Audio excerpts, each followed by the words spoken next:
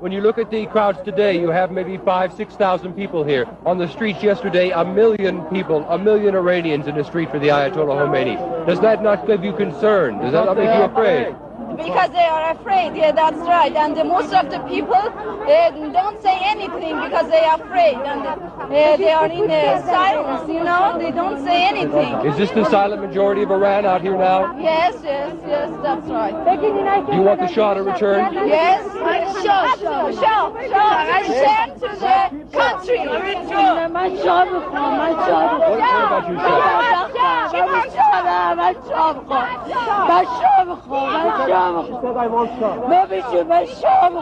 Shah? Why do you want the Shah? Why does she want the Shah?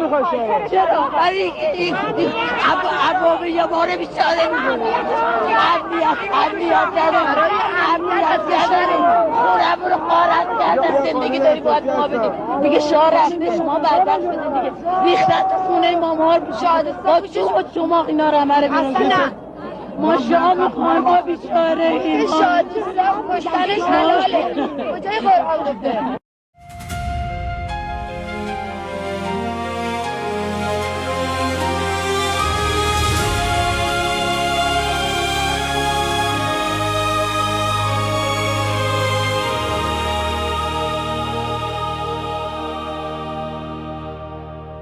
"47 years we've been bleeding in the dark, under the shadow of the Islamic regime, with a stone-cold heart. They silenced our voices, they turned off our light. 58 days without internet, but we still fought the night. Our children took the streets, they raised their empty hands, and the world looked away. Do you understand? Do you know Europe? Do you know what's been done? Do you know Europe? 42,000 souls are gone, killed in 2 days by a regime drenched in blood. Do you know Europe?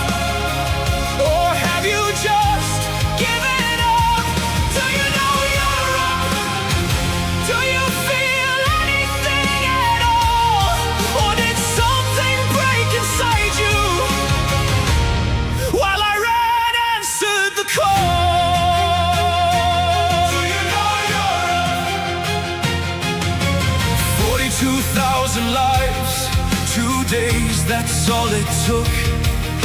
Mothers and fathers and sons, did you even look? We stand with Crown Prince Reza Pahlavi, our hope and voice. Millions behind him marching, he is our only choice. He only fights for freedom, democracy and human rights. But you mock him in your chambers while he fights for our lives. To pull us out of this darkness, this century-long night, while you sign deals with our killers and call it diplomatic right. Do you know Europe? Do you know what's been done? Do you know Europe? They hang 60-40 souls one by one, hanged within 4 months by a regime drenched in blood. Do you know Europe? Or have you just given up? Do you know Europe? Do you feel anything at all? Or did something break inside you while I ran answered the call? Do you know Europe?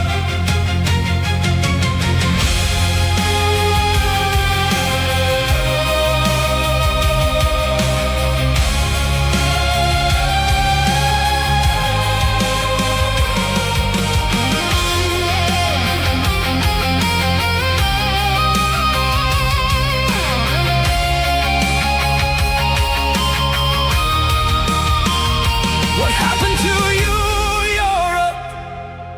What made you so cold? What turned your heart to stone while our story went untold? Is oil worth more than blood? Is silence worth the shame? Because while you negotiate with murderers, we are dying, calling your name. Do you know Europe? Do you know what's been done? Do you know Europe? 42,000 souls are gone, killed in 2 days by a regime drenched in blood. Do you know Europe? Or have you just given up? Do you know Europe? We are still here, we are still strong. Do you know Europe? How much longer? How much longer? How long? Do you know Europe?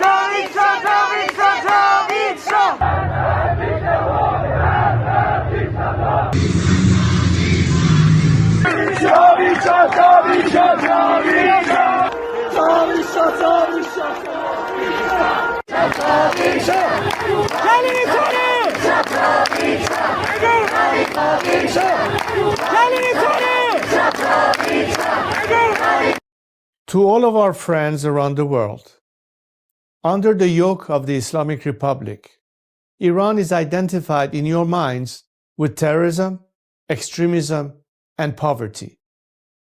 The real Iran is a different Iran, a beautiful, peace-loving, and flourishing Iran. It is the Iran that existed before the Islamic Republic, and it is the Iran that will rise again from its ashes the day the Islamic Republic falls.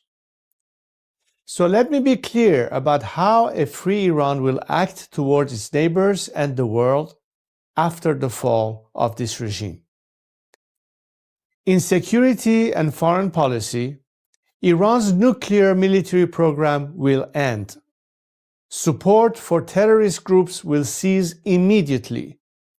A free Iran will work with regional and global partners to confront terrorism, organized crime, drug trafficking, and extremist Islamism. Iran will act as a friend and a stabilizing force in the region, and it will be a responsible partner in global security. In diplomacy, relations with the United States will be normalized, and our friendship with America and her people will be restored. The State of Israel will be recognized immediately. We will pursue the expansion of the Abraham Accords into the Cyrus Accords, bringing together a free Iran, Israel, and the Arab world. A new chapter will begin, grounded in mutual recognition, sovereignty, and national interest. In energy, Iran holds some of the largest oil and gas reserves in the world. A free Iran will become a reliable energy supplier to the free world. Policymaking will be transparent. Iran's actions will be responsible. Prices will be predictable. In transparency and governance, Iran will adopt and enforce international standards. Money laundering will be confronted. Organized corruption will be dismantled. Public institutions will answer to the people. In the economy, Iran is one of the world's last great untapped markets. Our population is educated, modern, with a diaspora that connects it to the four corners of the world. A democratic Iran will open its economy to trade, investment, and innovation, and Iran will seek to invest in the world. Opportunity will replace isolation. This is not an abstract vision. It is a practical one, grounded in national interest, stability, and cooperation. To achieve this, now is the time to stand with the Iranian people. The fall of the Islamic Republic and the establishment of a secular, democratic government in Iran will not only restore dignity to my people, it will benefit the region and the world. A free Iran will be a force for peace, for prosperity, and for partnership.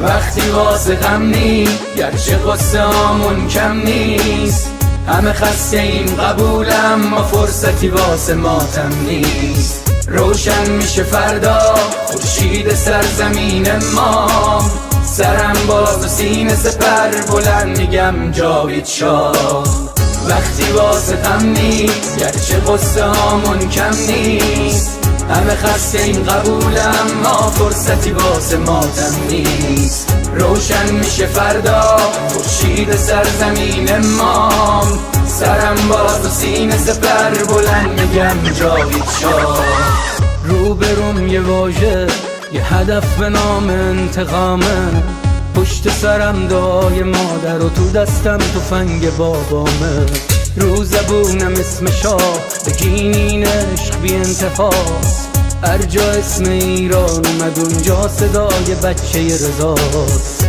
فردا می نویسن تو کتاب قصه دیمار بگو با تیر جنگی کشتن بچه های بیگناه رو بگو از بخت مادرها چیر زنا و دخترامون بگو تنها شهید شدیم تا تنها نمونه شامون وقتی واسه غم نیست گرچه قصه هامون کم نیست همه خسته این قبولم ما فرصتی واسه ماتم نیست روشن میشه فردا خورشید سرزمین ما سرم باز و سینه سپر بلند میگم جاوید شاه وقتی واسه غم نیست گرچه قصه هامون کم نیست همه خسته این قبولم ما فرصتی واسه ماتم نیست روشن میشه فردا خورشید سرزمین ما سرم باز و سینه سپر بلند میگم جاوید شاه وقتی واسه غم نیست گرچه قصه هامون کم نیست همه خسته این قبولم ما فرصتی واسه ماتم نیست روشن میشه فردا خورشید سرزمین ما سرم باز و سینه سپر بلند میگم جاوید شاه سلام من به تو یار قدیمی منم همون هوادار قدیم سید سلام چطوری مردک کلی کتلت شدین دایی بدون مدرک سلام بسیجی قهرمان رفتی پیش توسی با پنیر و یه نون سنگک سلام به محفل قرآنیتون سلام به مدیرای بحرانیتون سلام به حاجی اکبر و طوله هاش و خارج و رفقای ارگانیتون سلام به دزدای پول ملت که تش میفتین توی تور ملت سلام به همه شما کرکسایی که دارین نونتون رو میزنین تو خون ملت ساکتش زیر دست و پاک و تک بخورین حالا هی به یه بادکنک بدوین سلام آخر تو زندان باشه وقتی قرار به این آب خنک بخورین مرگ بر ملا متولی ننگ در دنیا ننگ بر دوتا مجاهد چپی بعد از ملا مرگ بر ملا متولی ننگ در دنیا ننگ بر دوتا مجاهد چپی بعد از ملا اینو بگذاریم به خاک میرسیم تجزیه طلبی که به خاک بیرسیم ایران مردمش وطن پرستن از کرد تا بلوچ بری به فاک بیرسی توف به هر چی مرسی است توف به هر کی در پی تجزیه است توف به لوی و همونی که شیفته ی گل ملیگران تو وطن خدا نسلی هست سر کردستان همه برپا شدن بلوچستان فدای مهسا شدن شم واحد که شیر و خورشید ما بقی جعلی ها تنها شدن شادی باشه واسه همه در میهن کور بشه چه شهرچی اهریمن رخه رو بگی تا اون 6 کلاس سواد و خبرگان و مجد سری ترجیحن شبهای عروس و دامادی باشه برن سلامتی نوش کنن آبادی باشه لحظت کجاست میدون شهیاده به سمت اتوبان آزادی باشه سلام به نسل ندید پدیدا نبودیم ندیدیم قدیمتی ما شاه بود تو شادی کل میزدین حالا شاه بر میگرده پیک میزنین مرگ بر ملا متولی ننگ در دنیا ننگ بر دوتا مجاهد چپی بعد از ملا مرگ بر ملا متولی ننگ در دنیا ننگ بر دوتا مجاهد چپی بعد از ملا مرگ بر ملا متولی ننگ در دنیا ننگ بر دوتا مجاهد چپی بعد از ملا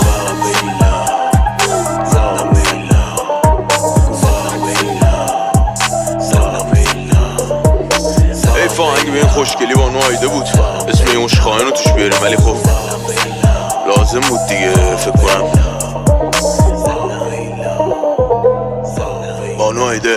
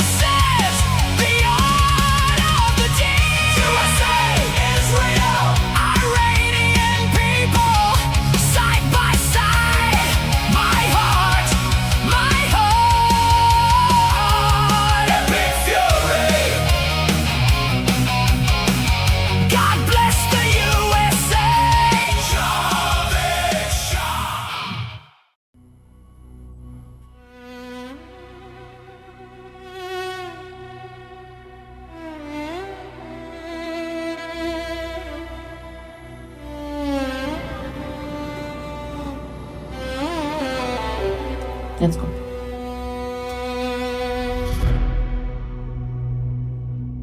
میخوام بگم از دلم، از عشق به این میهنم، به امید روز شکست دشمن شاه برمیگرده به وطن.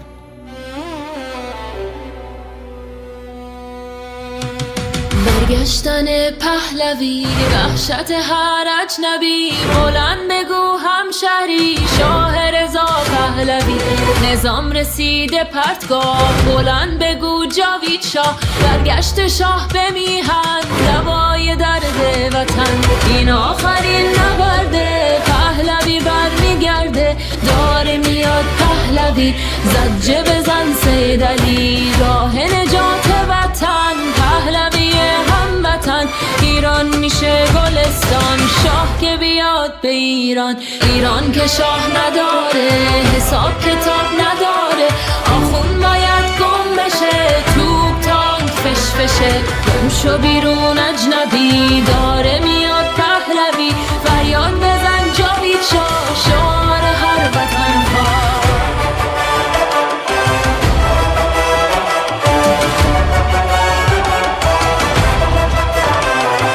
ما شاه میخوایم نه ملا، بذار بشنوه دنیا.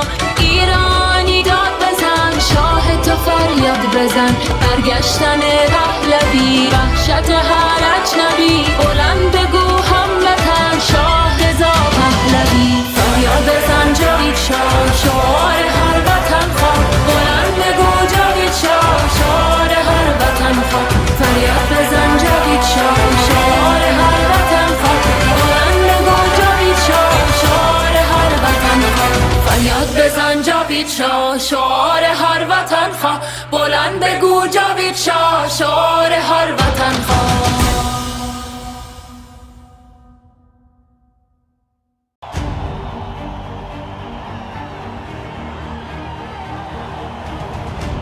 Look at us here today. We see so many flags representing so many nations. We know we are not alone, and we thank you for being with us.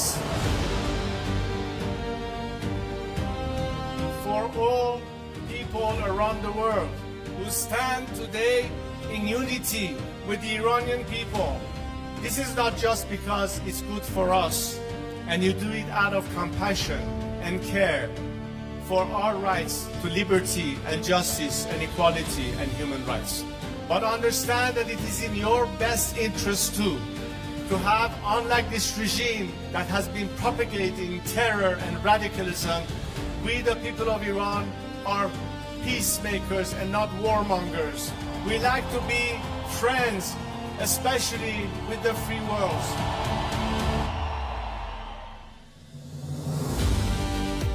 We'd like to be able to have the best neighborly relationship with the people of our area in the region, with the Arab countries, with Israel, and all our other neighbors.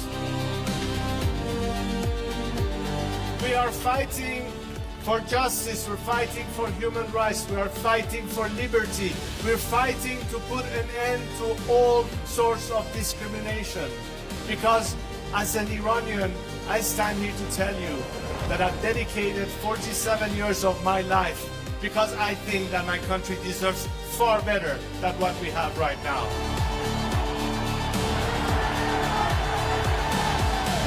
To now understand that their best remedy is to support the people of Iran, because ultimately a free Iran will be your best partner, not just to bring stability and peace, but it will be in your best economic interest and opportunities. Together we can prosper again, and the world will be so different once the Iranian people are free. I am here to guarantee a transition to secular democratic future. I am committed to be that leader of transition for you, so we can one day have the final opportunity to decide the fate of our country through a democratic, transparent process, through the ballot box and free elections. And let's make sure that this time, especially the free nations of this world and their governments, stand on the right side of history.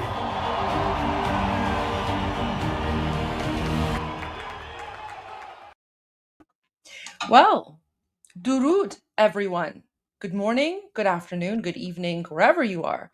Welcome to day 158 of Iran Revolution Live with your wonderful and amazing host, Professor Navabi. Professor. Wow. Okay. And your wonderful and amazing host, Goldie GHAMARI. Thank you so much. Professor Navabi, before we begin, What? quick question for you. Oh. Oh, wow. Professor Armin, how do we combat the threat of space jihad? with gamma rays or something else? Interesting. Okay, you just point to the fact that the space jihadists cannot pray in space because there's no way to figure out how to direct their prayers towards the Qibla, and therefore it's haram to be in space, so they can't operate in space and they have to come back to Earth, and that's how you dismantle their entire operations. That's what you do. Okay. But thank you. We were just curious. We wanted the professor's answer on this one, but we'll go to super chats later once we get the show started. But Armin, how are you doing today? Good.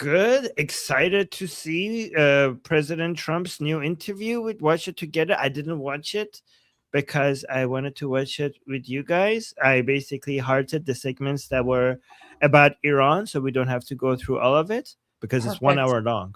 Yes, so we have. Yeah, let's go through it then. Okay, how are you doing, Goldie? I'm doing great. Keeping an eye on things, and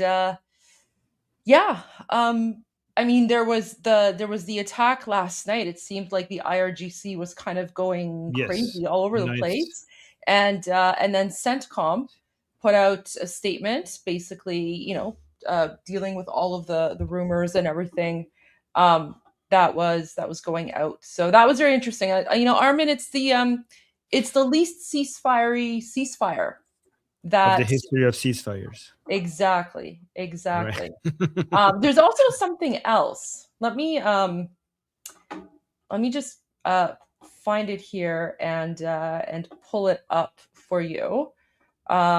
So we were watching a documentary last night about space, and a lot of us were commenting how the guy speaking looks like you. What? No. Does he? Okay. He's got like the kind of the hairstyle, the black t-shirt, right? So we were like, guys, it's Professor Navabi. So that's why we've upgraded you now to Professor Navabi. So no more Mr. Navabi. Now it's Professor Navabi. Oh, okay. So that's where the professor comments come from about space jihadis. So there you go. Oh my god. Oh, people in the chat are saying, whoa, twins, really? I look like that? Okay. All right. Okay, sure. Poor Armin. Yes, okay. Well, I'll take, I feel bad, Goldie, every time you say Mr. Navabi, Professor Armin Navabi. I just say Goldie GHAMARI because I wanted to say no, you don't. Yeah. That's what I prefer. That's what I prefer. That's what you prefer. Okay. All right. Okay. Oh, look at this. That's what I was. Okay. Armin is saying Armin is way more handsome, though. Oh, obviously. Okay. Of course. We're just saying kind of look like he was giving off Armin vibes just with the outfit, right? Like the curly hair and like the black t-shirt. It was just giving off Armin vibes. Okay.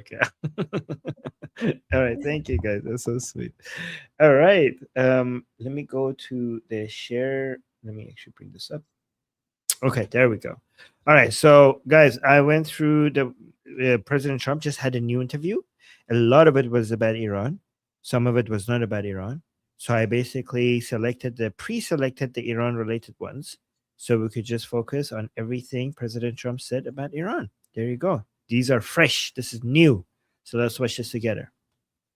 How are you going? Because there's an enormous amount of stress on you since the last time I talked to you. Yeah. You have every problem in the world weighing down on you, and you've been very active with Maduro, with Iran, trying to sort Ukraine out, the economy, energy. How are you managing to bear all of that? Well, one thing is working out well. You know, Venezuela was a big success. Iran's a big success. Where do you see? I mean, that'll be a big success. We've essentially defeated the military. We'll see what happens. We're working on a deal, and if that happens, fine. If it doesn't happen, that's okay too. We'll do it the other way. But we'll do it the other way, guys. What is the other way? It's boom boom time. The economy is unbelievable. We just hit another stock market high today, all-time high, 71 times. In the short period that I've been here for the second term, 71 times we've been at a new high. And whether we like it or not, that is a big indicator of where we got people, 401ks are all high. They're all setting records. What about people who don't have 401ks and they're worried about gas or groceries? We hear about that I a lot. inherited very high prices when I came in. I inherited the highest inflation in the history of our country. You know, Biden had like 9-10% inflation. And I inherited that. And we have it way down. And then I said, I did have to say, we have to do something about Iran, because regardless of how well we're doing, we can't let them have a nuclear weapon. And they've already agreed they're not going to have a nuclear weapon. Have they? Oh yeah, they've agreed to that. I mean, now they can change their mind, but that was one. Okay, so this is good that President Trump said that, because a lot of people criticize President Trump, saying like, oh, why are you believing them? They come to you and say, we're not going to have a nuclear weapon, and you just believe them? Like, how naive do you have to be to just believe them? But see, President Trump, like, yeah, and they could basically change their mind at any time. So he's not taking that as a sign that just because they say it is just going to be a done deal, right? Not something needs to be done that is permanent. A nuclear weapon. And they've already agreed they're not going to have a nuclear weapon. Have they? Oh yeah, they've agreed to that. I mean, now they can change their mind, but that was one of the things they had to agree. They've agreed to that. That was the big thing. So that's something they had to agree to. That doesn't mean it's enough.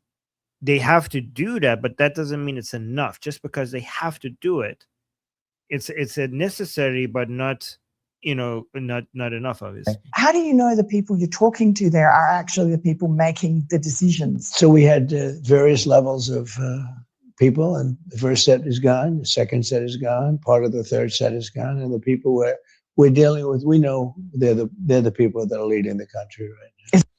All right, so I think the reason why U.S. intelligence suggests that now the people who are talking to, they're making a lot of the decisions, is because of a new unity being done between Ghalibaf and Mujtaba. That's what I think is happening. I think that has given that group a lot more leverage, but we'll see. And then we'll go to this next one. This is also about Iran. Yeah, okay, let's play this one. Listen to this one. I think we're going to be in very good shape. We're in good shape right now. We have the blockade, which is amazing. Our Navy is great. Our military. We have the strongest military in the world. I built the military on my first term, and I'm using it during my second term. I didn't think I'd be using it this much, but we had a big success in Venezuela. It was over in one day. We have a great relationship with the people in Venezuela. The oil companies are moving in now with us, and that's been tremendous. That's been a tremendous success, even from the economic standpoint, the oil standpoint. But that was essentially much less than a one-day war, and a great success. And we're having a very great success in Iran militarily. So you think the blockade will still be in place by Labor Day? I don't know. I mean, I think it could be. Ooh, this was a very important question.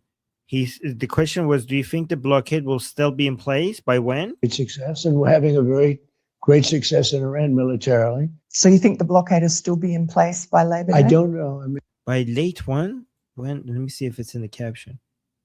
I don't know which month she mentioned. By late November, I think she said. I think it could be, but I think it's unlikely. I think that we'll have it. I think this will resolve itself fairly quickly. All right. I think. So here's the thing. It would be good if the blockade continues. Remember, every time President Trump has said stuff like this a lot before. So I don't know what's going to happen. And President Trump has shown a lot of optimism about things that were supposed to happen and didn't happen. And I don't know if this is by design or not, But this has been very effective in messing with the Islamic Republic and basically give them something to hope for, and then they fall for it, and then they move forward based on something that is about to happen. And then President Trump all of a sudden demonstrate that it was a trap from the beginning. But again, if this is by design, so far it has been working. So remember, President Trump said like, "Oh, we're going to have a deal soon." We didn't have a deal. President Trump said they're going to negotiate. They're going to give this to us. They're going to give that to us, and they didn't. And a lot of the interpretation is that maybe President Trump doesn't actually understand what's happening. But another interpretation is that this is just buying time. President Trump is buying time as the blockade is doing its job, and also turning the Islamic Republic against each other by constantly saying that they're going to do a deal, they're going to do this to me, to give this to me, give that to me, making the many pro-regime Iranians turn against other pro-regime officials because they think that they're negotiating with President Trump and giving him what he wants, which is something that they cannot tolerate because President Trump is responsible for Ali Khamenei being dead. Does that make sense, guys? That's how I see it. I don't know if it's by design or not, but it's having the desired effect. Let me know if you understand what we're saying here, right?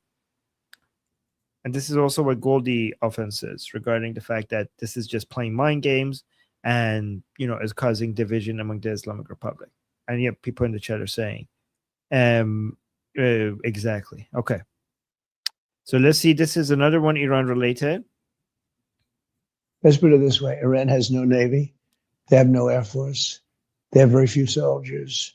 They have no leadership. The leadership, the original leadership is wiped out. As I said, the second leadership is wiped out.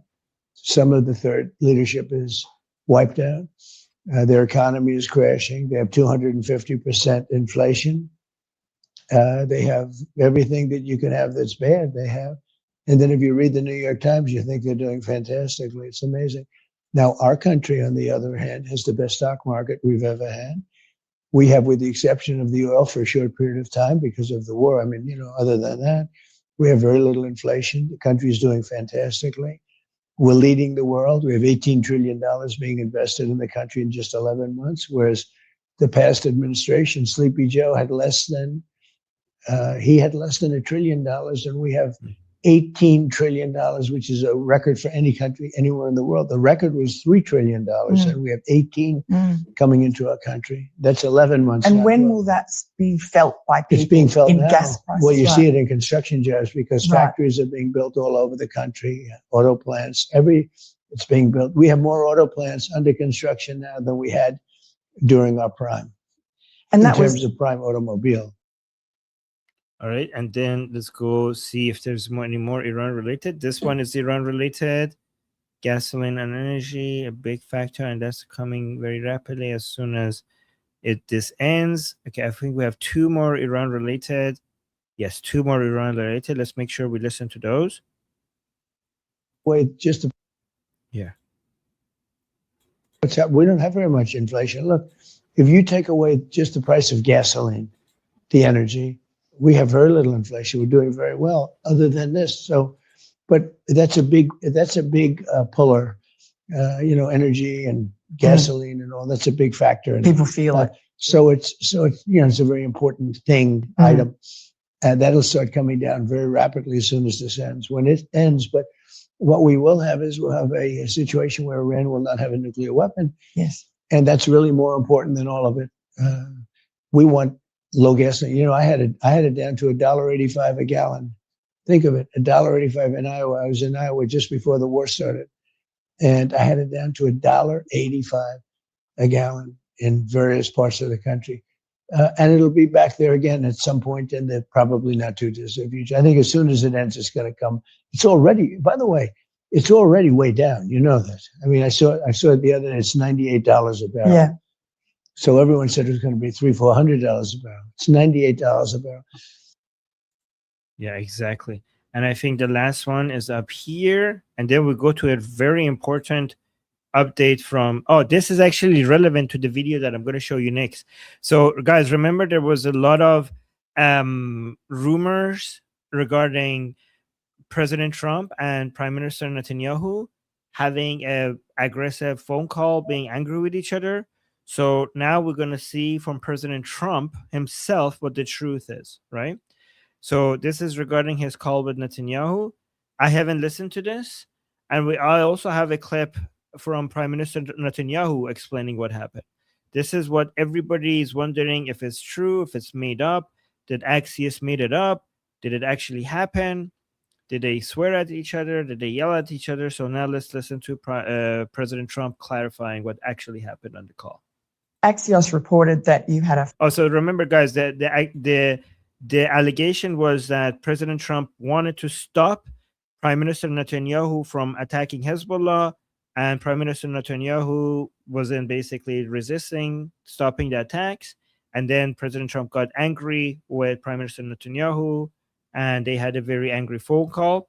So let's see what President Trump says and clarifies everything for us here. Axios reported that you had a phone call with Bibi Netanyahu, the Prime Minister of Israel, in which you were angry with him. You said, "Are you effing crazy? What are you effing doing? I helped you stay out of jail." Is that true? Did you speak to him in those terms? I did. I wouldn't say angry. I was a little bit perturbed at his constantly fighting with Lebanon. You know, at some point I said, "Bibi, we got to stop this. We got to stop it." But I have a very good relationship. We've done well together. He always says, we could never have done it, but everybody knows that we could have never done it without the United States. But I've worked very well together. I like Bibi a lot, and I've worked very well with him. We had I'm a wartime president. He's a wartime prime minister. Very important part of the world, and I think we've done very well. We've gotten along very well together. Axios reported that. So President Trump, at the beginning, he said, "I did." So when he said, "Did you call him effing crazy?" And he said, "Yeah, I did." So I don't know. What do you guys think? Do you think this is playing good cop? Like they're putting this out there as a good cop, bad cop strategy with the Islamic Republic? Let's listen to this part one more time. Axios reported that you had a phone call with Bibi Netanyahu, the Prime Minister of Israel, in which you were angry with him. You said, "Are you effing crazy? What are you effing doing? I helped you stay out of jail." Is that true? Did you speak to him in those terms? I did. So he said, I did. And apparently it's about, I helped you. He told Prime Minister Netanyahu, "I helped you stay out of jail. And you're effing crazy for attacking Hezbollah." So Goldie, what is this? Do you think this is a mind game for the Islamic Republic playing good cop, bad cop? Yeah, absolutely. I think that's exactly what's happening here. So I'm also interested someone leaked this phone call, obviously. So the question is, who leaked this? Yes, I saw Mark Levin was very angry with whoever is responsible for leaking this and saying that they should be found. Yeah. I also have a clip from Marco Rubio from yesterday. Well, it's not a clip. It's part of the Senate committee hearing because I watched the entire thing yesterday, and I found a section that I think you will enjoy very much. Oh, okay. Should we play it after Prime Minister Netanyahu talks about the call we had? Yeah, okay. So I have a 1-minute video. Yeah. Let's go for that. No rush.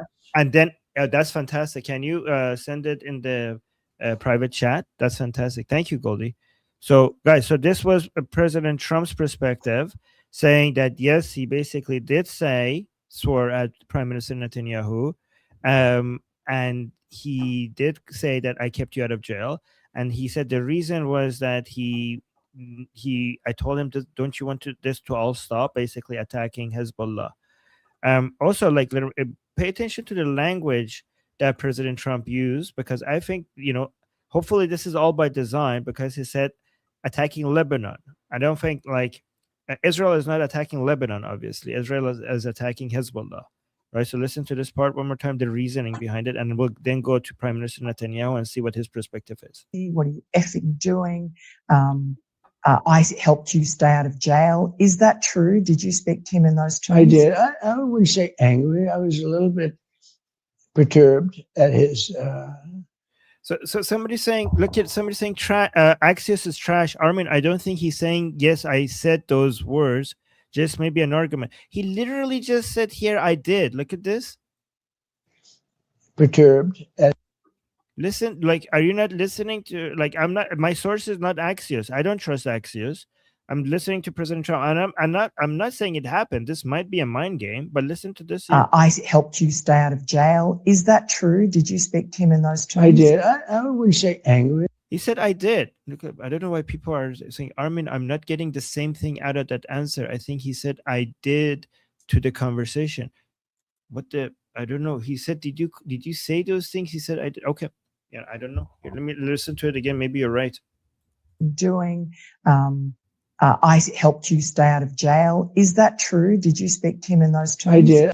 He said, is that true? Did you speak to him in those terms? He said, I did. I don't know what you guys are trying to, I think the Goldie's explanation is better than what you guys are saying. You guys are saying he's not saying exactly what he's just saying. Listen to Goldie. Goldie is saying she thinks this is part of the mind games that they're playing against the Islamic Republic. That's what Goldie's explanation is. I don't know what you guys are listening to. I wouldn't say angry. I was a little bit. Like, look at Javid is saying, I think he trailed off. He said, he literally said, I did. Oh my God. Guys, if you don't want something to be true, don't create your own version of reality. That's not how it works. Yes, exactly. This might be mind games. That's the better explanation. Perturbed at his constantly fighting with Lebanon. You know, at some point I said, Bibi, we got to stop this. We got to stop it. But I have a very good relationship. We've done well together. He always says, we could never have done it, but everybody knows that. He's complimenting him. He said, I did, but okay, I have a good relationship with him. All right, so let's go back. Let's see what Prime Minister Netanyahu, is this in Hebrew? Let's talk about the call that. Okay, no, it's in English. All right, let's see what Prime Minister Netanyahu says about the call. So let's talk about the call that you had with him this week, which is getting a lot of attention. The president confirmed that he said you're effing crazy. There you go. Oh my God. See, I was right. You guys making me feel like I'm imagining things. Okay. See, I was right. Okay. You're making me feel like you made me feel like I'm just basically making stuff up. I'm not. See? Listen to this again. So let's talk about the call that you had with him this week, which is getting a lot of attention. The president confirmed that he said you're effing crazy. How did you react to that? What the president confirmed that he told you you're effing crazy. There you go. Really happened in that call? Well, I'm not going to get into details of our conversations. We've had thousands, well, a lot of them. And if you think this is a crisis, you should be in some other conversations. But we've always found a way. We have so many agreements. We agree on the main things. We want to get Iran, the nuclear program in Iran, finished. We want to make sure that Iran doesn't pose a threat to Israel, to the Middle East, to America, that it doesn't develop nuclear weapons and the means to deliver them, not only to Israel and to every capital in Europe, but to every city in the United States. That's our common goal. That's what we set out to do. And to expand the circle of peace, as the president and I did in the Abraham Accords. See, so Prime Minister Netanyahu is also saying basically, yes, we had basically not denying it. Her take was that was happened. So I was right about it. And he's basically just saying okay, we have so many agreements. You guys are just focusing on that one thing. That's our common goal. That's what we set out to do. And to expand the circle of peace, as the president and I did in the Abraham Accords. Together. So we have common goals. Sometimes we have, as in the best of families, you have these tactical disagreements. We always find a way to work them out. And so we will find a way to work them out. So it did happen. They tried to find a way to work them out. That's, again, this might be, I'm not saying it happened. I'm saying this could be political theater, but it's obviously the case that both President Trump and Prime Minister Netanyahu are making it as if it did happen. And we do so as great friends. We can disagree in the morning, and by the afternoon we have common action. Okay, so from President Trump, yeah. So question, Trump call you effing crazy. Netanyahu is saying, sometimes as in the best of families, we have these tactical disagreements. We always find a way to work them out. We can disagree in the morning and we have common action by the afternoon. So yeah, it seemed like it either was a real fight or basically a planned leak. So it was either a real fight that somebody leaked it that they shouldn't have, or it was an engineered fight and a planned leak for political purposes. It's one of those two things, in my opinion. Right? And Goldie thinks it's the latter. Right. Yeah. So, yeah. Okay. I mean, I don't know if it was a planned leak or not, but right. I mean, whatever it was, like they're obviously letting people know that it's not as big of a deal as people think it is, right? I mean, this could have been just President Trump saying like in a, friendly way to like, like Bibi, like, oh my gosh, like you're effing crazy, right? Yeah, I tell my friends they're effing crazy sometimes. So it could have been something as simple as that. And then, now it was, I mean, this could have even been maybe a test from President Trump to maybe find out who the leak is in his administration. Who knows? Ooh, there's that. Exactly. Yeah, okay. I mean, President Trump said, I did say those words, but I wasn't angry. Like maybe the tone was not the way that people like, yeah, you're effing crazy. Or like, you're effing crazy. Like, like there's different ways to say that, right? Yeah. Yeah. So, and people are making it into like more like a bigger deal than it like really is, which I think is just ridiculous here, right? Okay, I want to go to Marco Rubio. I pulled it up, so let me just pull it up here. I found the because it's like the entire thing is like almost 3 hours long, but there were a few very interesting sections here, and I think you're going to appreciate this next part here. Strike. You're asking for the actual written opinion the way it was. Sir Lee. Okay. Thank you, Mr. Chairman. Thanks, Secretary Rubio, for being. You look like Ricketts. I apologize. This threw me off. Well, look, bald is beautiful, and we can't help that. But thanks for all of your efforts. You are a very effective spokesperson for not only President Trump and the administration, but for the United States, and I'm grateful for that.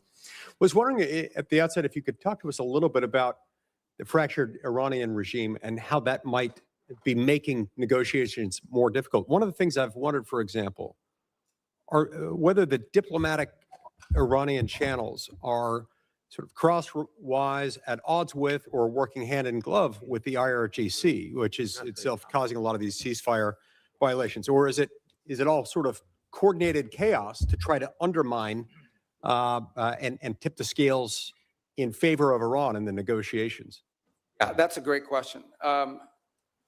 Let me try to give this answer to you in a way that's not boring or wonky, because it's been a shift. Obviously, the original Supreme Leader, the one that was there, is no longer with us. His son takes over. Nobody hears from him for a month. By all reports, open source reporting, I think you've all seen it. He was severely injured in the same strike, and so forth. Are you confident he's still alive, by the way? Yeah, I think there's indications that, in fact, we've not heard from him publicly. We haven't seen him publicly, and I would imagine, given what's happened to multiple leaders in that system, being very public is probably not something that's recommended for them internally. But that said, I think there are indications out there that he is increasingly engaging at some level, although all of his communications have been in writing and through intermediaries. So the way to think about it is the following. You have the Supreme Leader, and understand that at the end of the day, the Supreme Leader in their system there really is no analogy to it in our system or anybody else's system. It is the theological office. It was the head of the Islamic Republic in the sense of the ultimate decision maker, and every major decision has to be run by them. They are advised by a council. It's not clear if it's 6 people or 8 people, but there is a council made up of both IRGC and other elements of the regime that surround that Supreme Leader. And ultimately, that council has to sign off on anything. And then there are the people you see on TV, like Arachi, who's out there every single day, and Golubov, who's the speaker of the Majils. who's been playing a pretty prominent role. And they are the ones that they have sent to negotiations and so forth. It is our view of the system, as we understand it, and as it's been expressed to us both by the intermediaries and by Iran directly, that what Arachi and Ghalibaf bring or take from us, they then have to run back to this council and ultimately get guidance from them. And that process oftentimes takes 3 to 5 days to get a response. Now, some of it is logistical. They're operating probably using couriers and things of this nature. Part of it is internal fissures on exactly what they should agree to or not agree to. I think the second point that needs to be driven in this regard is that there is evidence that there are communications issues within the regime as well. So, for example, it's pretty clear that at the outset of hostilities and the conflict, they had delegated decision-making to field commanders. And so oftentimes field commanders had delegated authority to act on a, let's say, a pre-operational planning that already put in place. And so unlike our system, where perhaps you know that the president or the secretary of war is directly making orders and decisions, or the chairman of the Joint Chiefs, in their system, a lot of decision-making at the tactical level, like which ships to hit and so forth, are being made at the commander level. So that's why from the outset it can look like fire-ready aim, but it's part of the design of the system. Yes. Yes. Oh my God, Goldie. We have been saying exactly this on Iran Revolution Live for so long. We have been explaining this exact detail of this, how this they operate exactly what Marco Rubio said. Oh my God. And the U.S. intelligence is now confirming that we were right here on Iran Revolution Live. This is why I like watching all, like, you know, the long version of all these interviews and stuff. So, you know, yesterday I basically watched the entire thing. It's like, you know, almost 3 hours long. There's a lot of good parts in there. But anyways, yeah, let's continue with this. Perhaps. Well, I think it was a design of the system in the sense of regime survival and the ability to operate in case there was decapitation strikes or people are removed. But let's go back to the essence of the negotiations. What's complicated them is you ultimately are negotiating with people who then have to negotiate within their own system to see what they're allowed to give and what they're allowed to agree to. What is abundantly clear is that Iran is facing severe internal economic. All the problems Iran had before this conflict not only are still there, but they're worse. All the things that led to the protests, all of these are worse than they were before. And I think there's definitely elements within that regime that understand it. And then there are other elements of it that are more immune to it and perhaps more resistant to making agreements. And so what we are working through is in many cases, is delays in getting the responses to people. And this is why you see reporting about there might be a deal in the next few days, because internally it takes time to get responses from them, sometimes upward to 5 or 6 days. Undoubtedly, they're using that to their advantage, sort of like the car dealer where the salesman has to go talk to his manager and make you wait and think about it for a while. Even more complicated than that. Even more complicated than that. One more question. I think we could benefit.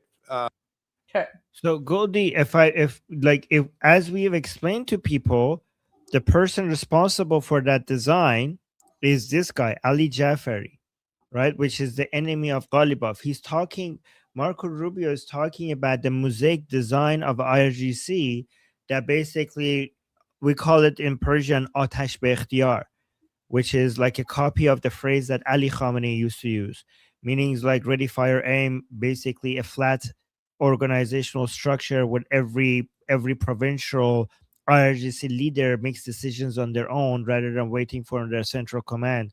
So if you come here, you see this 32 number over here. That is the provincial IRGC commanders that, based on Jafari's design, would be able to basically make decisions on their own. So it creates a flat organizational structure or mosaic organizational structure, which means that the IRGC would be able to resist more, even if some of the leaders are being killed, right? And this is why Ali Jafari was considered to be like a really good leader of IRGC when he was the leader of IRGC, but he's also the main enemy of Ghalibaf, right? And also more recently, we told you that Jafari is teaming up with Vahidi and Ghalibaf is teaming up with the Mujtaba Khamenei and the Office of the Supreme Leadership. So the main two teams is Khamenei and Ghalibaf versus Vahidi teaming up with with Jafari. Jafari was sidelined for a while, but now he's back. And guys, remember guys, remember when Goldie showed a segment on state TV and they had Ali Jafari on? She found that for us, and I said, like, I wonder why are they showing him on state TV? Is he gonna have a comeback? Because guys, in the Islamic Republic, when they show you on state TV, what follows usually is the preparation for you to become more relevant. And then shortly after, we saw Vahidi and Jafari working with each other. Oh my God, this is so amazing. And so, guys, I think maybe I don't know, American intelligence watch our show. I think yes, maybe Marco Rubio watches our show. So there's that. I'm just kidding, by the way, but no, but not really. But yeah, no, I'm kidding.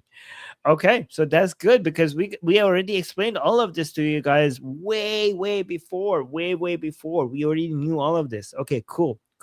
It's There's good another to be, part. yeah. There's another part that I want to share. It's a little bit further ahead. It's at the 2 hours and 18 minutes mark.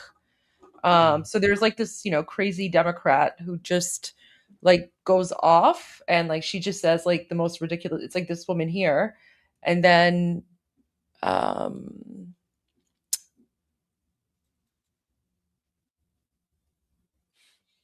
okay, so it's around here.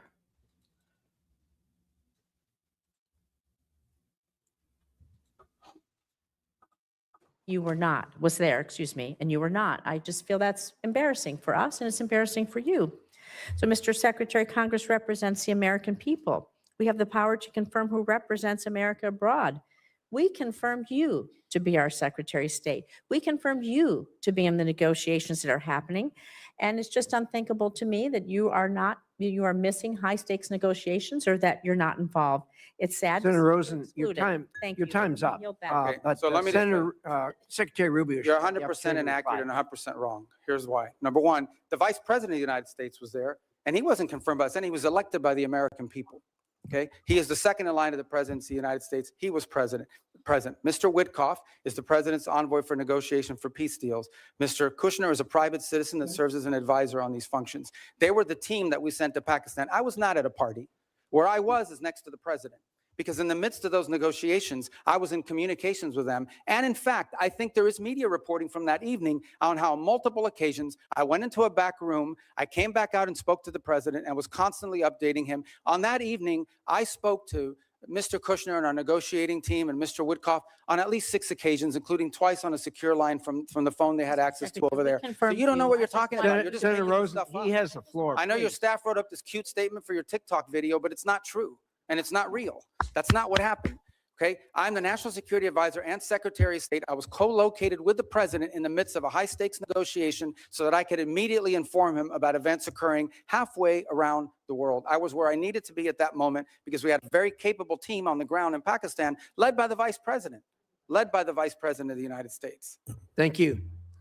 Senator Cornyn.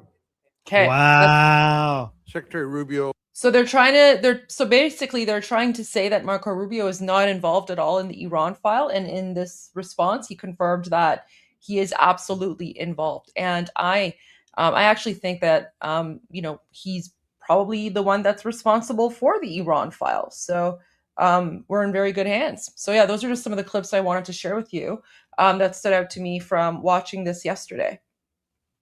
Goldie, we owe you a lot for watching these long form videos that most people don't go through, and basically finding the most interesting and important parts and bringing it to us. So thank you so much for that. Yeah, absolutely. Thank you. Yeah. Okay. This was great. This was very educational. Thank you, Goldie. Thank you. Okay. So, guys, if you want, I also have, remember we were watching the part, it was like a short clip between Ted Cruz and Marco Rubio. I have the full version of that if you want to hear the full version. Yes, for sure. Okay. Is it okay if I share something before we go to that? Yeah, go for it. I'll Really just quickly? pull it up. Okay, thank you so much. This won't take long. Because I want to make sure we do this before we get to the super chat. So, guys, Mark Levin supporting the voices of the Iranian people, and also Goldie GHAMARI. Thank you, Goldie, for amplifying this as well. Yeah, of course. I mean, I'm not as big as Mark Levin, but Mark Levin reposting you. That's phenomenal. That's fantastic. Yeah, thank you. Goldie and Mark Levin reposted this video that I directly got from inside Iran. I asked for this video on the Persian channel for somebody from inside Iran to send me this.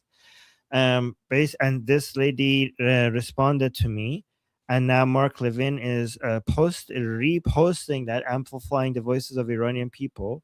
So basically, on my Persian channel, I would basically said, guys, everybody send me video from inside Iran asking the world to arm the Iranian people, because right now we have two different discussions, right? We have Iranians and other people outside of Iran constantly saying that the Iranian people need to be armed. And then we had Iranian people inside Iran having a discussion, constantly saying that Iranian people need to be armed. And then I was like, we need to bridge this. We need the Iranian people saying to outside world that we need to be armed, so that people could see outside of Iran that this is not just an analysis, this is a request from inside Iran. So look at this. This lady is so brave. She sent this video, and guys, before you criticize me for this, I 3 times, not once, not twice, 3 times, I asked her if she wants me to post this and if she's comfortable with the video to be posted as is. And I will also be very clear with the risk associated with it. And she said, yes, posted as is, right? She sent me 2 videos, and I basically edited it and put them together. So let's watch the video. This is from inside Iran. And I basically, I said, like, if you want to be armed, just write on a piece of paper, say arm us. And this is exactly what she did. So watch this.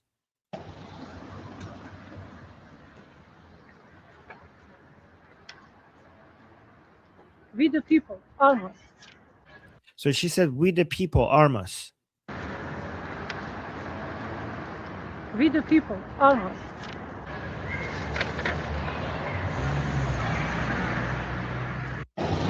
So guys, I don't know if you could appreciate how much bravery this takes. This is incredible. Incredible she did that. And I'm so grateful to Mark Levin and also Goldie GHAMARI for amplifying this voice, making it so that it reaches more people. Thank you so much to both of you. And I hope like this also gets to President Trump, because Mark Levin is President Trump's favorite #1 analyst.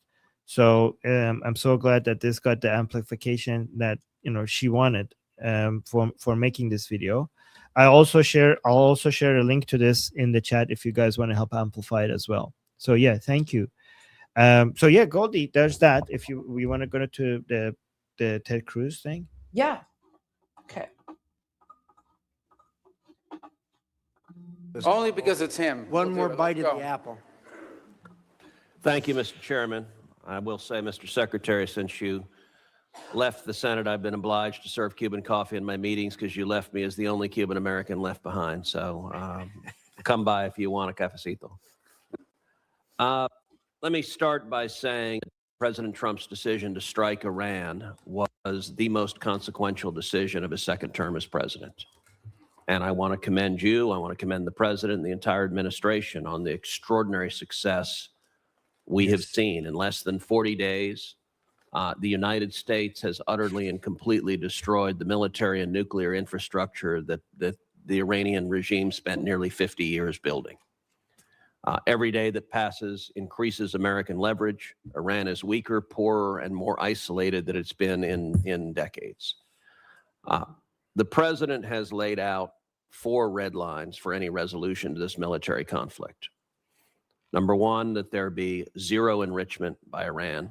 Number 2, that they hand over all of their enriched uranium. Number 3, that they stop funding terrorism worldwide. And number 4, that they open the Strait of Hormuz. I agree with all 4 of those red lines. Do you agree with those red lines? And how achievable do you believe they are in the coming weeks and months? Yeah, you stated the poor positions the president has taken accurately, and the entire administration is supportive of it because that's what we're.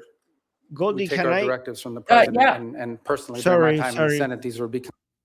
Somebody is saying you've put her in danger by publishing her video. She's an adult woman. She asked me to post that video. She knows what she's doing. I am in no position to make those decisions for her. She's a freedom fighter. I am just amplifying the message that she wanted me to put out in the world. She's not a child. I'm not going to treat her like a child. I already communicated to her what the risk is, and she said post it. I would, if somebody is fighting for my country and she knows the risks and she's asking me to help her, I am not going to tell her no. I don't see myself in a position to tell her no. I'm not going to treat her like a child. I'm going to treat her like an adult, and I'm going to thank her, and I'm going to treat her like a freedom fighter. Sorry, Goldie, I just had to respond to that. Okay. Consistent with my thinking.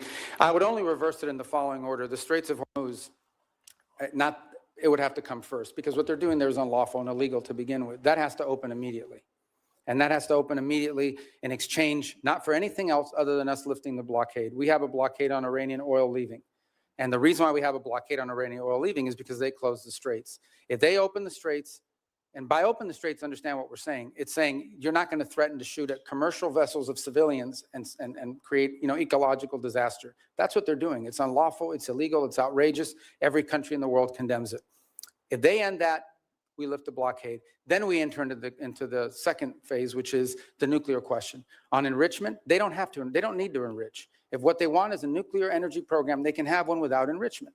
And it was somebody the other day, a few questions ago, I forgot who it was, said that what we're working on is similar to JCPOA. It is not. JCPOA would have expired this year, and it allowed them to keep all the enrichment equipment that they needed. And clearly that equipment could get them to 60 and 90% because they've done it to 60% as a result of it. So it would have to deal with that question.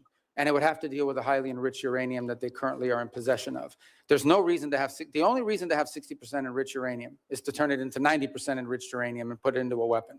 So those remain, and on the sponsor of terrorism, absolutely. To the point where I would argue, for example, it's one of the interesting things that's happening, and I know Senator Shaheen has a great interest in Lebanon. It's one of the most ironic situations in the world. The Lebanese government and the Israeli government could do a peace deal tomorrow. Israel has no territorial claims in Lebanon. And Hezbollah is in particular, in fact, Hezbollah has called for the overthrow of the current Lebanese government. The impediment in Lebanon is the fact that Hezbollah has embedded itself into that country and is the reason for all the suffering that's happening there right now and all the suffering that's historically happened. Entirely funded, entirely controlled by Iran. There is no Hezbollah without Iran. There is no Hezbollah without Iran. I mean, there might be a political movement with ideology, but they don't have a bunch of rockets. They don't have a bunch of weapons without Iran. They are a complete, total proxy of Iran, and that's the kind of activity that needs to be. I want to come back to Hezbollah in a moment. Just focusing for a second on Iran itself.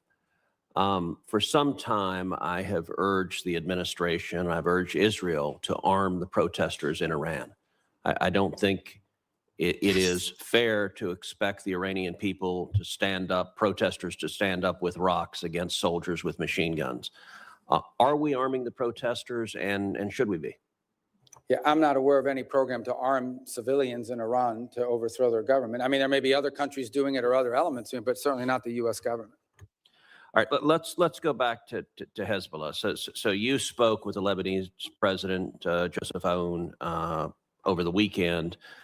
The State Department sent out an email to journalists shortly after your call in which the State Department, a spokesperson, said, quote, Iran wants to prolong the conflict in Lebanon so it can claim credit for saving the day. I have to admit that didn't strike me as accurate. I don't think Iran wants to keep the conflict going in Lebanon. I think they desperately want Israel to stop killing Hezbollah. Do you agree with that? Yeah, I think the point I was trying to make is that we are trying to view the Lebanon-Israeli talks as separate and distinct from Iran. And what Iran wants to do is mix it all together because Hezbollah is not legitimate. There's a government in Lebanon. That's who we're dealing with. And Hezbollah is not their equal in terms of who we're going to be dealing with or who needs to be in charge. So the point we're trying to make is that is what Iran is trying to stymie. They are trying to stymie any effort in which Israel and Lebanon can work together and prolong it, so that if an arrangement is reached at some point in the future, they can claim credit for having forced it through leverage. And that's why you see, for example, Hezbollah agreed to a ceasefire about a week ago and then immediately violated within hours. You would agree every Hezbollah terrorist that the IDF kills makes America safer. Well, Hezbollah is a danger to the United States. There's no doubt about it. I think the question is, how do you do that? And how do you achieve the objective of demilitarizing and defanging Hezbollah while at the same time strengthening the legitimate government of Lebanon, and particularly the president and others? That's been the challenge there for a very long time. That remains the challenge now, of course. The capabilities of the LAF are not where they need to be. But there are also elements within the LAF that are not who they need to be, because they facilitate in some cases and cooperate with Hezbollah. So it's a very tricky situation. But I point you back to two things that have happened in the last few months. Number one, the Lebanese government expelled the Iranian ambassador because of Hezbollah. The Iranian ambassador says, I'm not leaving and you can't make me. Okay, that's number one. The second thing that's happened is just a week ago, Hezbollah openly called, they openly called for the overthrow of the Lebanese government. So no one here should be under any. Hezbollah is not just an enemy of Israel and an enemy of America. Hezbollah is an enemy of Lebanon and of the Lebanese people. Thank you. Thank you. Thank you, Senator Cruz. Senator Rubio, you've been very generous with your time. We appreciate. Okay, so I just wanted to share that as well, because Marco Rubio says something very important during that part. He basically says that Hezbollah is 100% controlled by Iran. I mean, he means the Islamic Republic, but this is why the Islamic regime is so insistent on Hezbollah surviving, because the Islamic regime relies on Hezbollah to remain in power. Goldie, I saw a video of Hezbollah people complaining that they're not getting paid by the Islamic Republic as much as they used to be, and asking, like, being upset about it, which shows that they're going to get paid nothing soon. Yes, which shows that Operation Economic Fury is doing its job. Yeah, if Hezbollah is not getting paid, yeah, absolutely, great. And also, Goldie, like Marco Rubio's understanding of the nuances of, politics in the Middle East, of all the countries in that region, is so. I mean, it's so impressive every time he talks about it. I think we're all really lucky, not just Americans, but the rest of the world. We're all very, very lucky that he is right there beside the president, and that he's in Trump's administration, and that he has President Trump's ear. Exactly. Yes. Amu Marco. Yeah. Yes. Okay. Are we doing super chats now? Yeah, we can go to the Q&A session. Yeah. Oh, okay. And then, let's do one Durka video before we do that. Okay. This is new, fresh. Oh my God.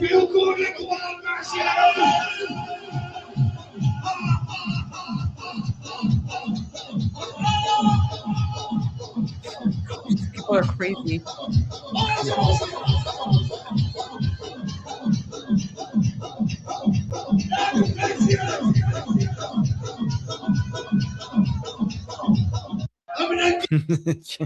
It's literally a cult. It's literally a cult, and they're all in hell. Like they basically brought hell to earth. That's what it is.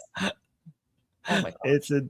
It's a sickness. It's a sickness. It really is. And we're trying to cure our country from this sickness.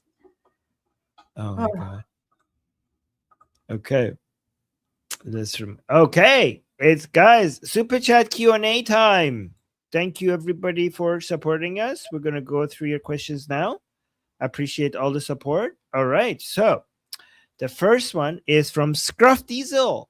Thank you so much, Scruff Diesel. Goldie, do you want to read? Oh, look at this. Yes. So sweet. Scruff Diesel says, هواتو دارم. من کنار شما هستم. من در کنار شما هستم. جاویدشا. Oh, thank you. So sweet. You always send the nicest messages every day. Thank you so much.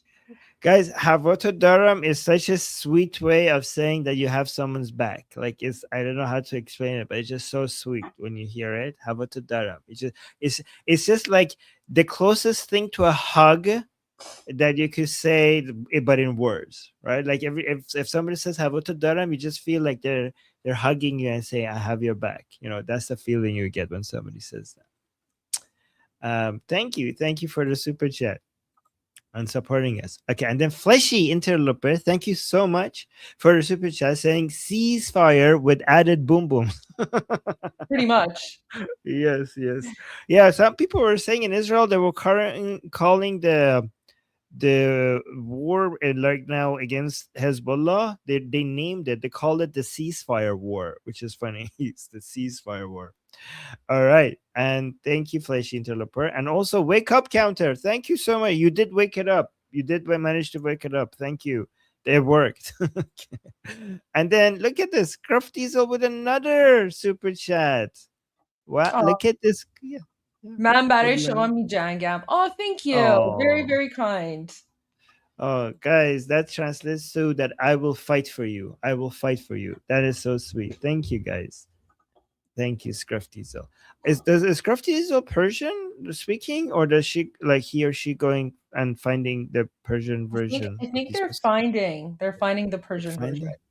Oh my God, that's special then. That's special. Very impressive, yes. Yes. Yeah. And then we have Atki. Atki, thank you so much for the super chat saying, hi, Professor Navabi. Oh my God.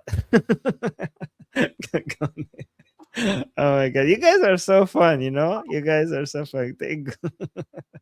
Goldie, thank you guys. Goldie, did this happen in the nerdy sessions you have with your sister? We were watching a documentary last night about the sun and how the sun is dying slowly. And we were just all commenting that how like the guy kind of looked like you. So then we were all like, tomorrow in Iran Revolution Live, we're going to ask you questions about Durka and the sun. Because people were asking my sister questions like, you know, how, can we like make an artificial black hole and throw all the jihadis in there? And I was like, that's a question for Professor Navabi tomorrow. So, during the super chats. So oh my God. Oh my God. Yeah, you have to make the black hole. So here's the thing. You have to explain that that black hole is so powerful and the gravity of it is so high that your soul would not be able to explain it.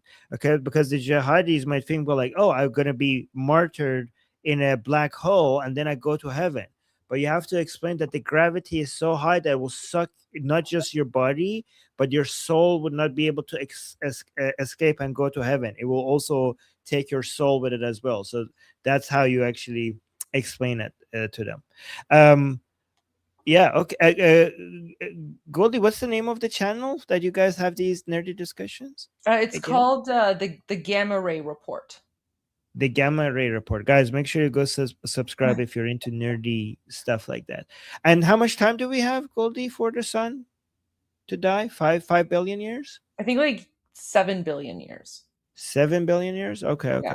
So my understanding is that we don't need to be worried, right? Because by then we will be able to, have our own spaceships and live without a sun. So we're going to be fine. Don't worry, guys. All right. So Atki is saying, hi, Professor Navabi. How would human tissue react to 57,000 solar plasma? And oh my God. And how hard must we throw a Durka into the sun to verify it? Hey, well, again, you don't want to throw them into a sun because they would think like, yay, martyrdom. We love death more than you love life.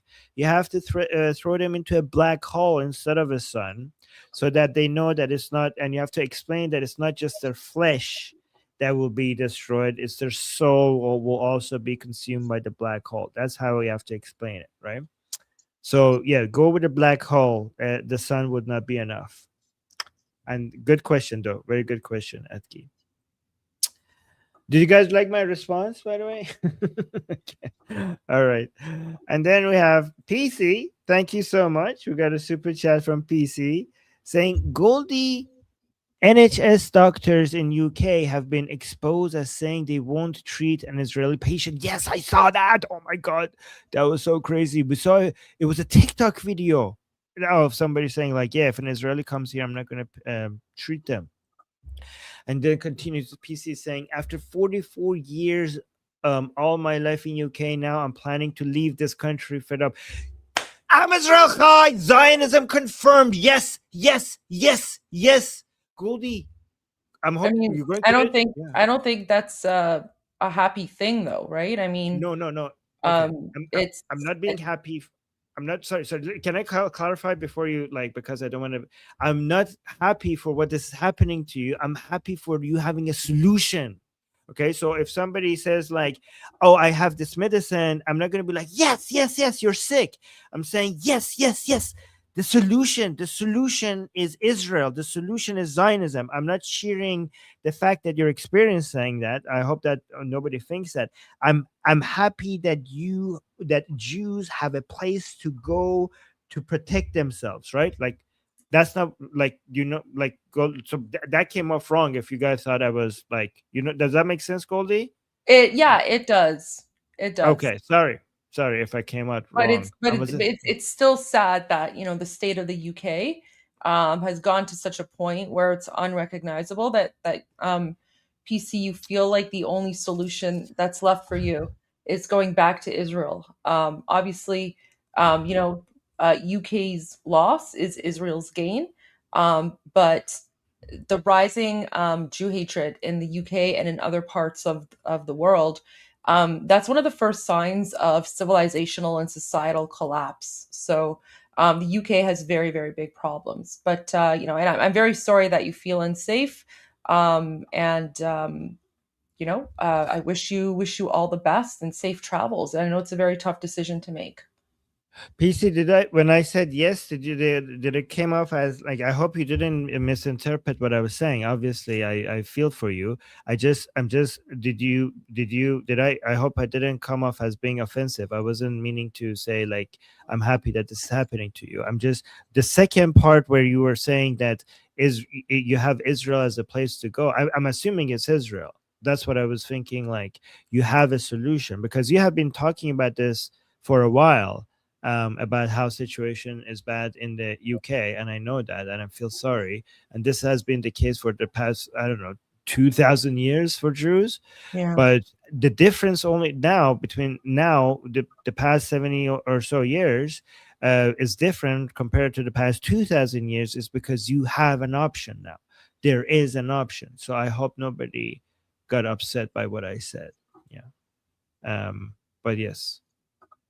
And this is Zionism. Now we know why we need Zionism. Yeah, okay, who's saying? Yes, since 70 AD, 2000 years, about 2000 years. Yep, and for 70 years now you have Israel now. Okay, good. Okay, so yes. And thank you. So remember, every time Israelis and Jews anywhere in the world tell you that that the place that they are in is not friendly to them anymore, you have to remind everybody, this is why we need Zionism. This is why we need Zionism. And yeah, and PC, I think like you're going to, it's going to work out for you, and you're going to see in Israel there's going to be, it's going to feel, but I can't speak from experience, but what I've heard, that every time Jewish people decide to go to Israel because of this experience, they ended up really being happy with their decision, and they feel like they finally are home. They feel like they're going back home. This is what I hear from Jews who've made the decision. And I also encourage more people. If I was a Jew, and I know it's difficult, I know it's really hard to move, but for me personally, if I was a Jew and I lived in the US or in the UK or in Canada or anywhere else in the world, I would be like, yep, I'm moving. I'm not going to do this to my family. I'm going to move to Israel. Do you guys agree? Yeah, especially UK. Holy crap. And then, thank you guys. And then my like Bay, I don't know if I pronounced it right. Oh, sorry if I didn't. Saying, Professor Armin, how do we combat the threat of space jihadis with gamma rays? Oh yeah, I answered that. With gamma rays or something else. Well, you need to do propaganda against them, obviously. You need to basically tell them that you can't pray in space. Guys, the only to pray, you need to be on Earth, because on Earth you need to basically pray towards the Kaaba. Everything in the Quran about praying requires you to be on planet Earth.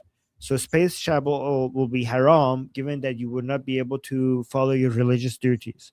So you need to do a propaganda war against being in space. Okay, that's don't forget, it's not just kinetic military warfare, it's also the battle of narratives and psychology. So basically you need to we need to secretly pay imams to issue a fatwa against space travel.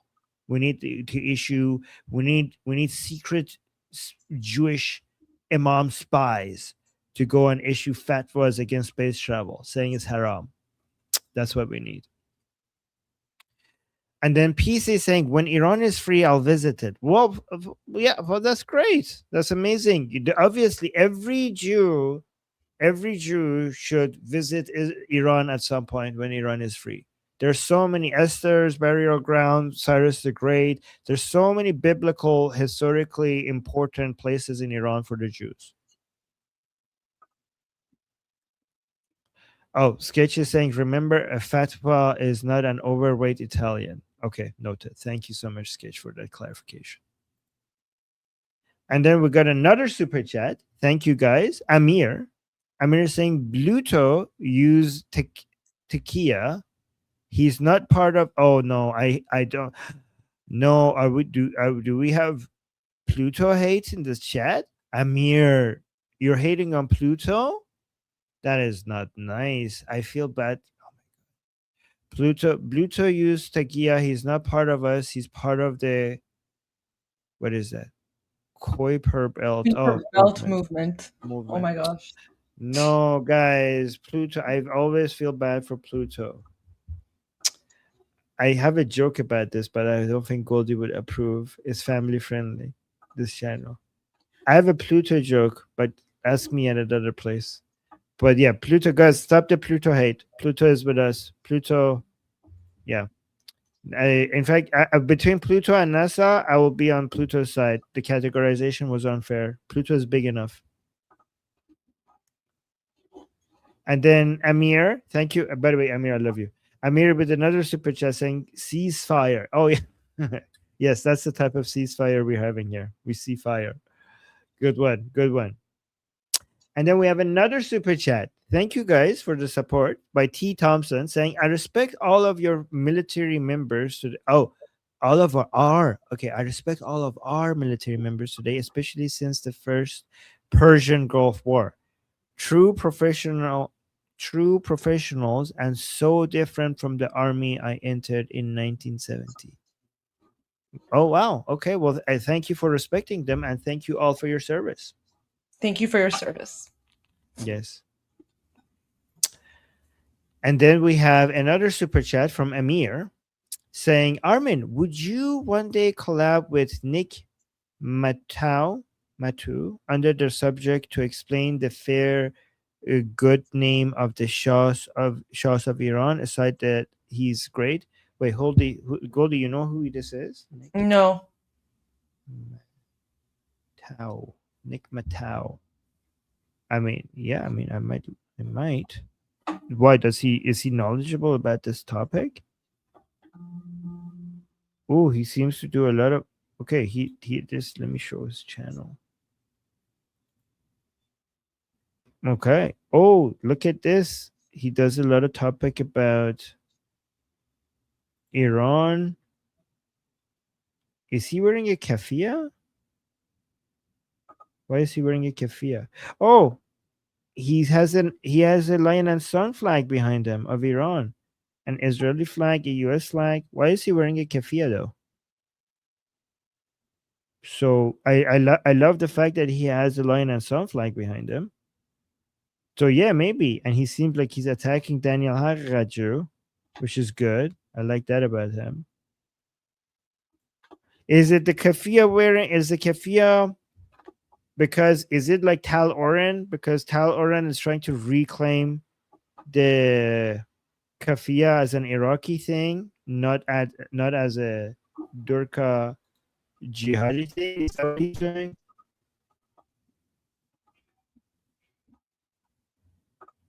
He's trolling. Oh, he was trolling. Okay. All right then. Yes, if you could convince him to contact me, my email is on my X account, and he could message me. Let me actually make sure I'm following him on X, so that he could message me. Okay. Let me follow him. All right, I'm following him on X. If he ever wants to message me on X, he could message me. My DMs are open. Just let him know. And then we got another. Thank you for the recommendation, by the way. We got another super chat by Sketch saying Professor Armin equals Tofat Armin with gray. Goldie, help me. What does this mean? I don't know. Top hat Armin with gray stash and eyebrows. My God, I read the PH as F. Top hat Armin with gray stash and eyebrows. Why did I read the? Because top hat is supposed to be 2 words. Yes, top hat is 2 words. The Sketch is your. I'm blaming you. You didn't put a space in there. Okay, top hat Armin with gray stash and eyebrows. Oh yeah. I will do that one day. I promise you guys. It will take a while, but I will do it. I will do it. Guys, stop laughing at me. He didn't put a space in between it. I'll ban you. I'll ban you. Sketch, I'll ban you. Stop LOLing me. I see you. Oh my God, I'm kidding. And then we have it. Yes, I will wear the costume. Oh my God, he's LOLing more. All right, I will wear the top hat and the mustache and everything one day, and everything else. Okay, monocle and everything. Okay, we got another super chat. Oh my God, Kevin, thank you for the super chat saying President Trump is negotiating the form of the future government of Iran. I don't think he is. That's up to the Iranian people. So with Pakistan, Saudi Arabia, UAE, Kuwait, Turkey, and Israel, not with the IRGC terrorists who will soon get martyrdom. Yalta too. I don't know what that means. But here's the thing. No, as we say here all the time, President Trump is negotiating the not the form of the government, but the form of the surrender of the Islamic Republic. That's the only thing that's being negotiated with. The way the Islamic Republic, the IRGC will surrender. That's what's being negotiated. And I do think he's directly talking to them. He is talking to them. But you're right that all those other countries are being talked to as well. But when it comes to the form of government of Iran, the form of the future government of Iran, that is what the Iranian people will decide themselves once Iran is free. And thank you so much, Kevin, for the super chat. And then saying whole truth, thank you so much for the super chat, saying I really like Reza Pahlavi, but he seems too good of a person to be the strong leader Iran needs right now. He needs to make revolution, not wait for it. Well, him being a good person is the reason why he's strong, because it requires him to be that good for him to get this much support from the Iranian people.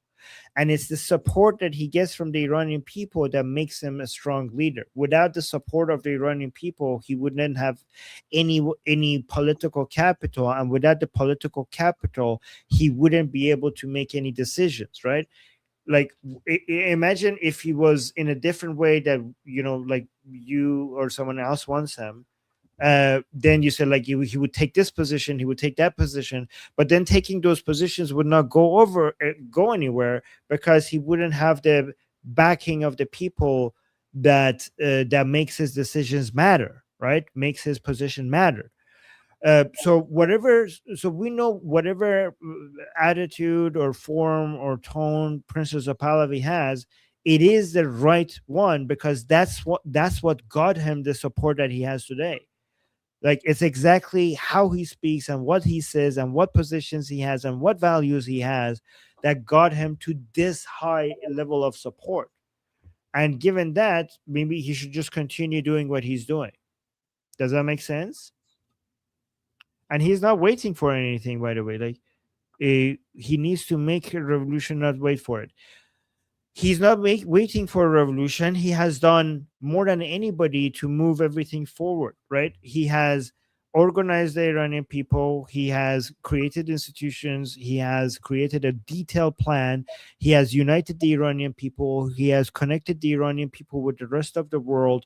He has shown us how to fight. He has amplified the values that we believe in for us to be on the same page with what we're fighting for. He's created the Garda Javidan, the force, the units in Iran that are doing the operations to bring down the Islamic Republic. He has mobilized a global community of non-Iranians in support of Iranian people because of everything he stands for. In fact, what you're saying, maybe you could say that about the Iranian people. Okay, because he has been fighting for this revolution for 47 years non-stop. Okay, the Iranian people were the ones who were behind, and then now we eventually got to his level. But he has been consistently fighting non-stop for getting the Iranian people to this position, and sometimes many times alone. Like, for 47 years, most of those years he was mostly alone. It's only now that he has so many Iranian people finally have realized that he has been taking the right position and he's the one worth backing. And I think one reason why you think that he's been waiting is because things are not happening as quick as you want them to, but things are happening faster. You know, if you look at history of revolutions take time. And compared to other revolutions, we're progressing faster than most other revolutions. And remember, like, our revolution is only about 9 years old. Like, it's not 47 years old, because even though Prince Reza Pahlavi has been fighting for sovereignty to come back to Iranian people for 47 years, the Iranian people have been fighting for it for 9 years. Most of the uprising before the 9 years has been for reform, not for the toppling of the regime. So, in fact, if anything, Prince Reza Pahlavi has been consistently making this revolution before even the Iranian people eventually got to his level. And thank you, by the way, for the super chat. Does that make sense, guys? Do you guys agree with what I'm saying? Let me know in the chat. All right. And then we got the next super chat. Thank you so much. Vicky is saying Armin looks much better than the professor. Well, thank you, Vicky. Really? You think so? Yes? Okay. Exactly. I agree with this. You guys agree with this as well? Yeah, we do. Okay. Yeah, okay. Oh my God. Thank you, guys. And then we have Vicky again saying Armin would never put anyone in harm's way. Oh, Vicky, thank you for saying that. It terrifies me that maybe I'm not going to go into it because I don't want to get into that mood right now, but this thought haunts me. You know, Vicky, this thought of me maybe accidentally doing that at any point in time, it haunts me. This is my greatest nightmare. It's the toughest part of what I do, especially because I'm in touch with the Persian side and we come up with strategies and things that we say and things that we do. And what I say on the Persian side affects what people do sometimes in Iran. Like, I get so many messages that said, Armin, I did this because you said it. I said this because you influenced me. And that terrifies me. First of all, it's an honor that I have people who make decisions or change their views because of my influence on them. It honors me, but it also terrifies me because many of the decisions people make in Iran is life and death, right? And I always think, like, what if I made a bad decision? What if I came up with an idea that was, and I spread an idea that could get people killed? So many times in my private, in my silence, I'm thinking that, like, one example, I don't know even if I should share it. I'm not gonna share it here. But one thing I said one time, I always think, like, what if somebody is dead in the streets in Iran because I said that? I don't know. I don't want to share it right now, but maybe another time I will share it.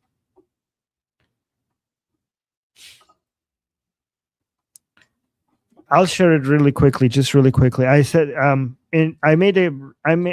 this is something I was wrong about. I keep on telling you guys I was right about this, I was right about that.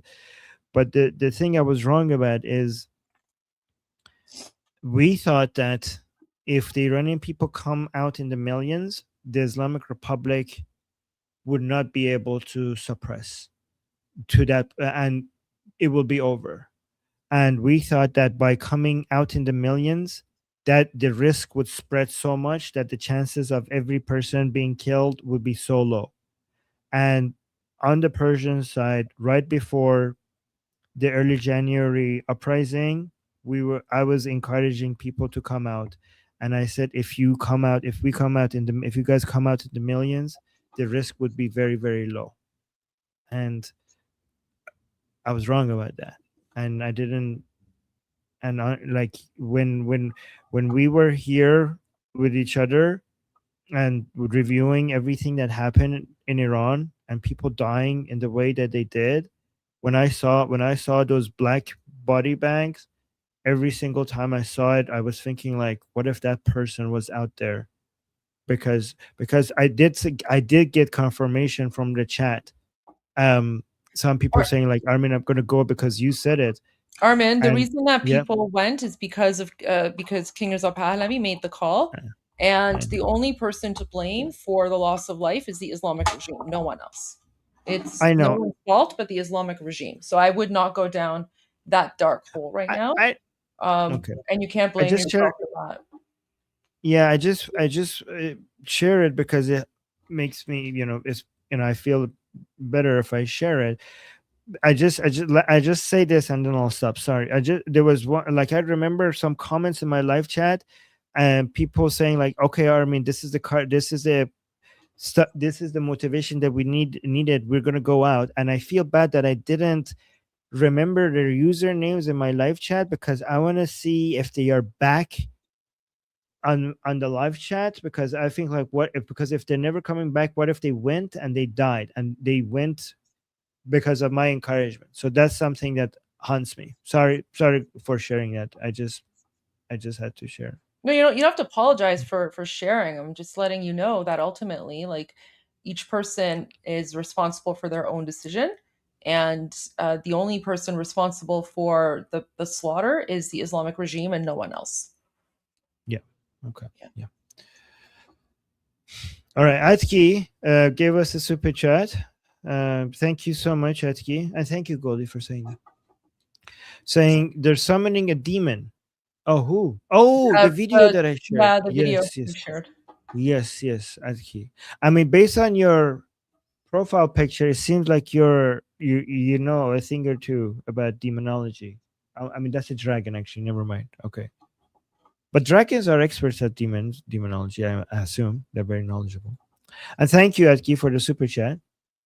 It's good to have a dragon as a fan here. I mean, your name looks also a name a dragon would have, by the way.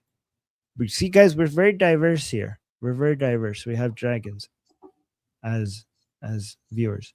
And we have the underdog. Thank you so much for the super chat. Saying Rubio needs to stop talking about negotiations with Iran. He should say Islamic regime instead. Guys, this is something that we Iranian people are very justifiably very picky about. But I try not to get upset about it because it's just common practice. I mean, I would love that. I would love that if they stop saying Iran and saying the Islamic regime. So I do want to encourage politicians. So I say that, I agree with you that we want to encourage politicians to say the regime or the Islamic Republic instead of Iran. But I just don't want to get upset over it because it just seems like it will make us look like too nitpicky. And given how, like, for example, like people could be like, well, Armin, you say North Korea, you're mixing North Korean people with the regime there. You keep saying China this, China that. Sometimes I try to remember to say CCP instead of China. Sometimes I try to remember to say Putin instead of Russia. But like, it's such a habit for us to just say like, oh, Russia is doing this, like, oh, Russia invaded Ukraine. China is supporting the Islamic Republic. So if I'm saying the Islamic Republic for our regime, should I say CCP for China? Like, why do I say China then, right? So given that we make that mistake sometimes, I try not to get upset about it. I mean, President Trump also many times says Iran as well, right? I mean, recently he's been saying Islamic Republic, which is nice. So yeah, continue encouraging them to say regime or Islamic Republic, but I want to make sure that we don't show anger, or I don't want to be upset. I don't want to show like we're being too nitpicky about it, right? Oh, thank you, Tora. Saying well thought out, Armin June. Well, thank you, Tora June. And thank you, by the way, the underdog, for the super chat. And then we got another super chat saying Armin being humble. What he started via Arm Us will be huge. Oh my God, thank you.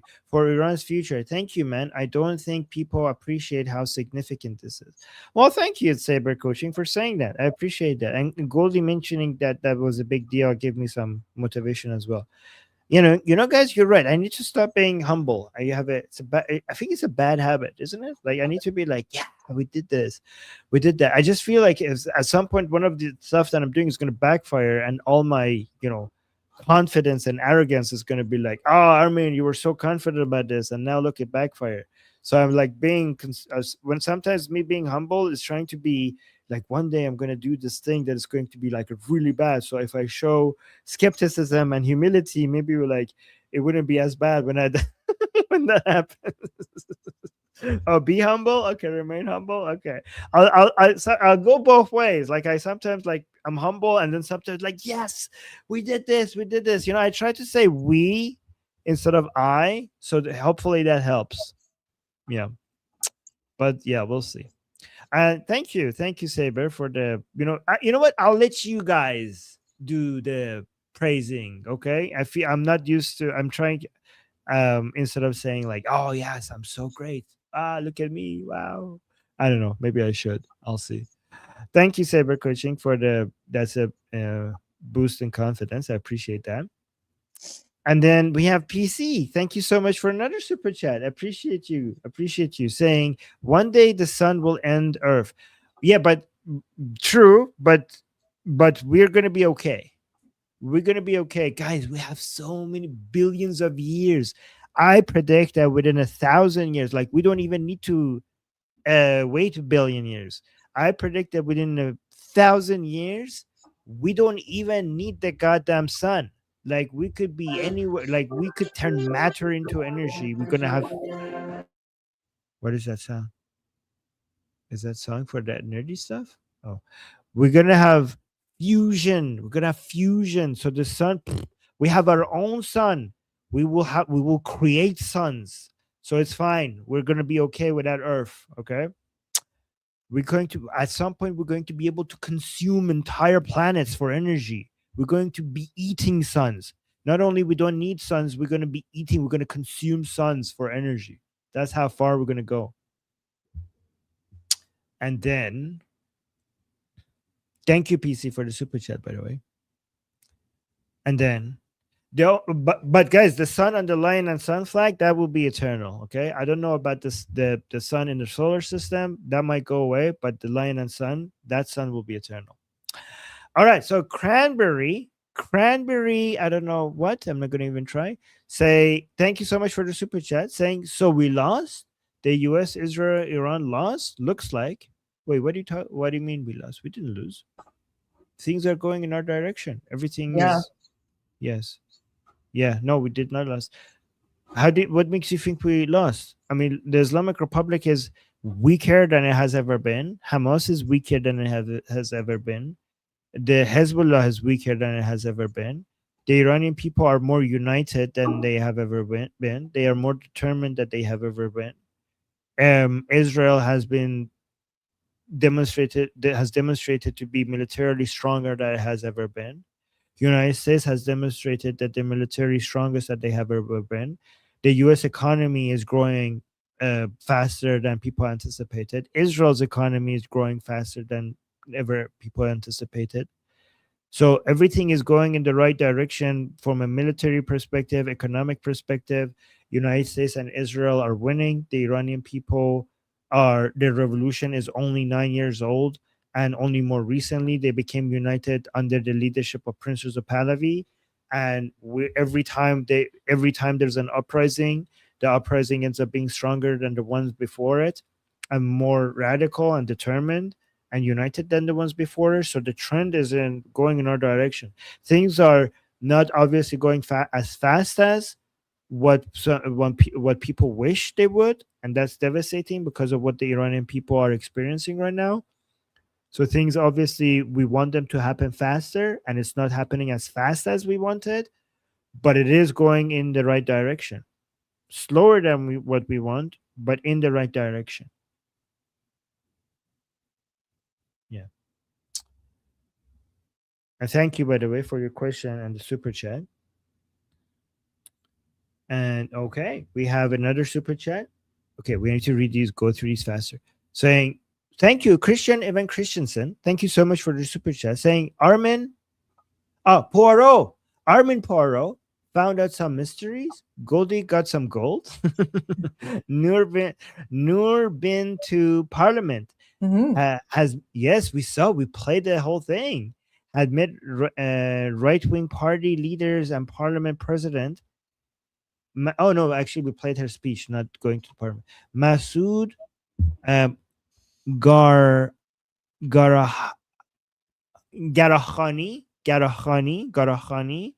social democrat Iranian who support Pahlavi, unlike his party. Oh, interesting. But probably unlike his party because they're social democrats. But good for him that he supports Pahlavi even though he belongs to that party. Good to know. Well, thank you for the update. This is like you give us super chats, and you also come and give us information that we need to know, so we're getting supported and educated at the same time, updated on the news always. Thank you so much for that. Thank you. And then we have Sarah. Thank you for the super chat, saying, I'm not religious, but I pray sometimes. Please pray for Iranians inside Iran and give them strength. They are struggling more than we can imagine. Thank you for that, Sarah. And for people who aren't religious, and for people who are religious, please also amplify their voices. Okay, so we also need that. Amplify their voices. Don't just be a consumer of this news of what the Iranian people are going through. And amplifying their voices is not that hard. You could just go wherever you could see that, you could go and follow Prince Reza Pahlavi and just repost his post, Mufti Noor Pahlavi, and anything that is about the IPP. You could support, amplify Goldie's voice. Amplifying Goldie's voice is amplifying the voice of the Iranian people. So you could do that, liking, sharing, subscribing, telling other people about it.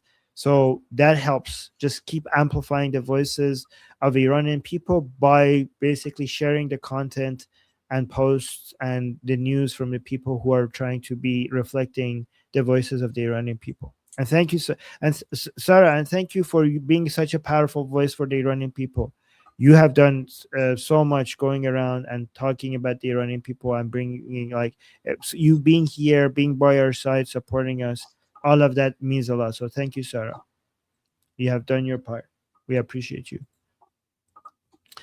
And then we have Vashi. Love that username. Always. What was it before? I know you recently changed it. Saying he's confronting the so-called Palestinian for stealing the Iraqi Fatah and using it as terrorism symbol, referring to one of his videos. Goldie, what was this? When was This was, I think this is referring to the gentleman named Nick, who you were asking why he was wearing a keffiyeh when they pulled up his YouTube page. Oh, okay. He's confronting this so-called Palestinian for stealing. Oh, so I was correct. He's doing what Tal Oren does with the keffiyeh. Ooh, okay. That guy is worth following and supporting because he knows his stuff. Then that's a very nuanced take. Then okay, so he's but guys so the keffiyeh apparently is Iraqi hatta and has nothing to do with the Durka Islamic nonsense, and it's not Palestinian and it's not anti-Israeli, and he was just bringing attention to us. Okay, so the Nick Matau guy is pretty well informed, and that I didn't know he goes into that level of detail. Okay, I learned that myself from Tal Oren, by the way. I didn't know this. So okay, so good. I'm subscribed to him now, and I also follow him on X if he wants to message me and do a collab. Would love that. Did you guys know, by the way, in the chat that the keffiyeh is not like this symbol of this evil thing? You know, just how they steal from us, like Shah, like the lion, like Javidnam, like John Fado, all of these things that they like Rostam. They stole this from our culture and Iranian past, you know. So they're stealing the keffiyeh. They were stolen apparently from the like traditionally ancient Iraqi symbols apparently. So we didn't, yeah. So you guys knew. Okay, a lot of you guys knew in the chat. Good. We have the most informed audience. And let's go to another super chat by Emil. Emil, thank you so much, Emil, saying, Amir, you will love Nick. He's got the religious arguments covered and knows the Quran inside out. He's, oh, you're talking to me. Okay, I think you meant Armin. Armin, I think you're talking about me. By the way, guys, I have two names. My name is Armin and Armin. So Armin is Persian. Armin is more for Western, right? So I think you're talking to me here. You will love Nick. He's got the religious arguments covered and knows the Quran inside out. That's impressive. He's a what? Nuclear engineer. I don't know what that means. Do you know, Goldie, what that means? He's a nuclear engineer and Navy vet. Is that nuclear? How did you get nuclear from that? No. He's something before nuclear engineer. You'd have to look that up, maybe. Okay. I don't know what that is. No, guys, we're not talking about. We're not talking about. So a Noahide is a non-Jew who observes the 7 laws of Noah. I think that's what Noahide means. Oh, interesting. Navy vet. Okay, so thank you for your service. Interesting. This is an interesting person. I'm gonna. Hopefully, I will be able to talk to him. I'd love to talk to him then. Yeah. And PJ, thank you so much for the. Oh, this is me. This is me having to get ready for the discussion group. That's but okay. So let's go through these fast then. PJ saying, I want to thank you, Goldie and Armin. By the way, PJ, thank you so much for the support. Saying, I want to thank you, Goldie and Armin. Can you please tell us what else we can do to help the Iranian people? Well, you could amplify the voices of the Iranian people, participate in the protests. You could call your representatives, members of parliament, congressmen, senators, contact them, ask them to support the Iranian people, ask them to support their fight against the Islamic Republic and for Pahlavi. Another thing you could do is you could go to Iran, the website Irano Pasmigirim, and donate there. Let me show that to you guys. You guys could donate to Prince Reza Pahlavi's team on this website, Irano Pasmigirim. I'll put the link in the chat. Goldie, is there anything else? So this is the list I have. Amplify the voices of the Iranian people on social media. Contact your representatives. Ask them to tell them that you care about the Iranian people and that you want them to care as well. and talk about the mutual alignment that the Islamic Republic is a threat to your country, and your country, your politicians need to do whatever they can to push back against that. Donate to Prince Reza Pahlavi's website and his team. Participate in the protests that of the Iranian people, trying to bring attention to what's happening in Iran. Is there anything else that I'm missing? No, that's it. Okay. Yeah. Okay. So, okay, that's the list then. And yeah, by the way, thank you for asking, and we really appreciate that you want to help out, PJ. Really, really appreciate that. Thank you. All right, Mark Dennis is saying, I have had the same feelings, Armin Navabi Aziz. The consequences of our words may have been used for evil. You are not the only one saying those things. Well, thank you. Thank you for saying that. I really appreciate you. So I'm not alone in that feeling. Thank you for saying that. And thank you for your support.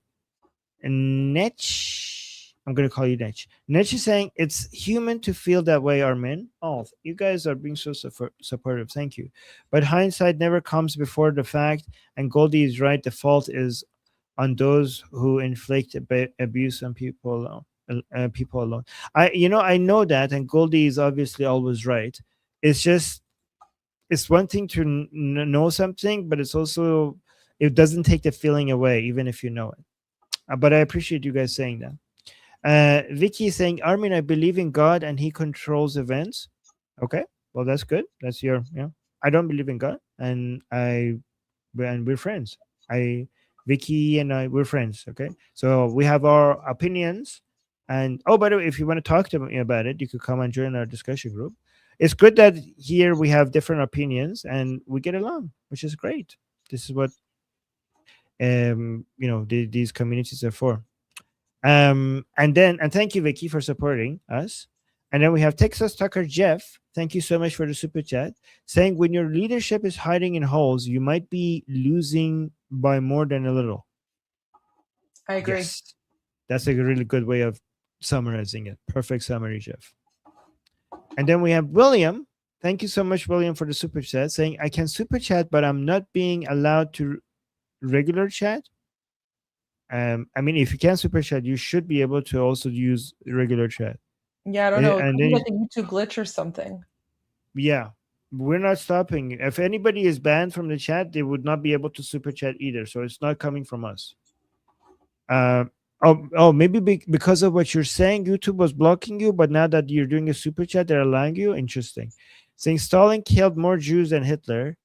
I mean, I could easily believe that because Stalin just killed more people than Hitler. So I would be that seems like believable to me. Yeah, Stalin killed way more people than Hitler. So yeah, nobody wanted to know.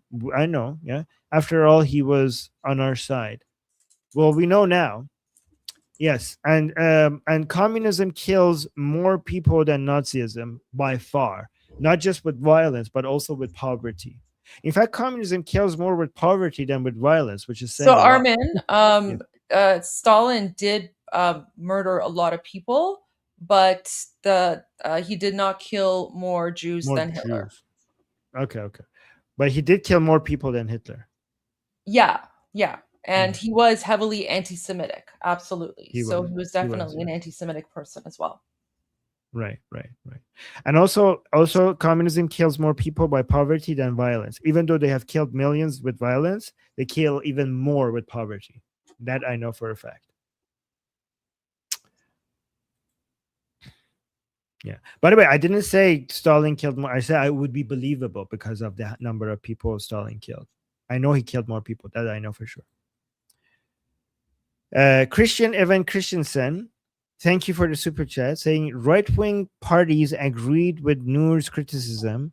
Christian Evan Christensen always giving us the info from the internal politics of his country. Fantastic.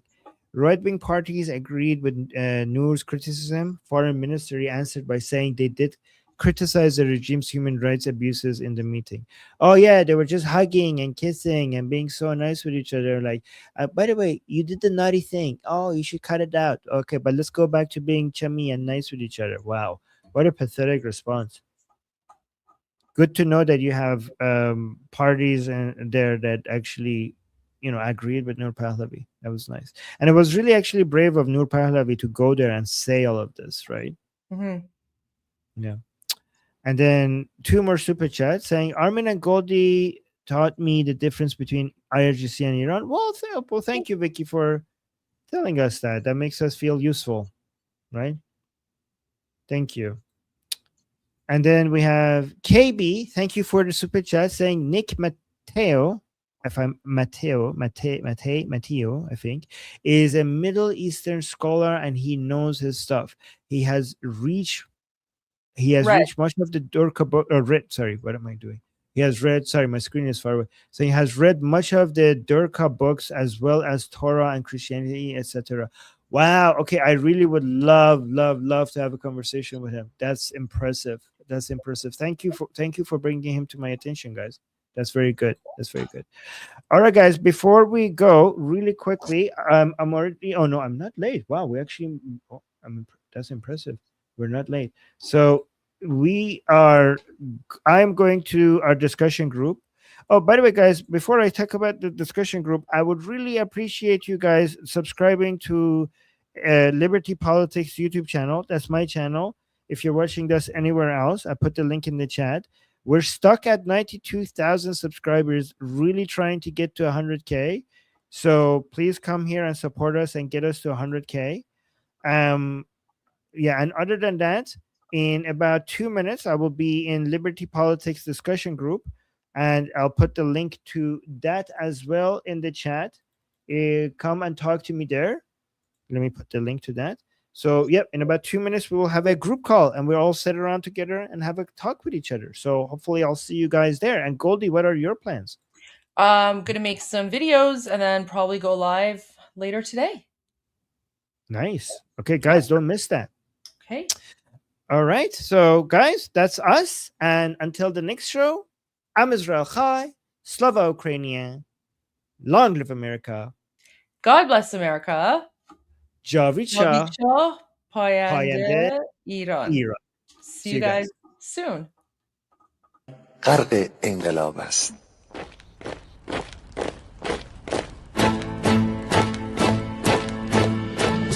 کشور ما، تاریخ ما ترسید گر فرا گرفته، گویی اهورا مستا دوباره در نور خود مرا گرفته. اشکون سرودی سر میدهم باز فارغ از رنج و تشویش، ایران غرق انقلاب است، به پیش به پیش به پیش. ایران غرق انقلاب است، به پیش به پیش به پیش. هن ای پدر، هن ای پسر، برخیز و با ما شو هنگام، تا درد آن تجربه تلخ ما را نکشیده در آب. بگذار هر دم ببرند گرگ‌ها دم لباس میش. ایران غرق انقلاب است، به پیش به پیش به پیش. ایران غرق انقلاب است، به پیش به پیش به پیش. ای کارگر، ای برزگر، راحت کنون ادامه دارد در این زمان که پرتو یزدان از هر سو بر تو میبارد. پس پیش به سوی آزادی از بحر خزر تا کیش. ایران غرق انقلاب است، به پیش به پیش به پیش. ایران غرق انقلاب است، به پیش به پیش به پیش. خلقا به پا بهر دفاع از استقلال و آزادی، تا بشکنیم پشت ارتجاع تیریزی ویران آبادی. تا زنده سازیم سنت‌های می از من آیین و کیش. ایران غرق انقلاب است، به پیش به پیش به پیش.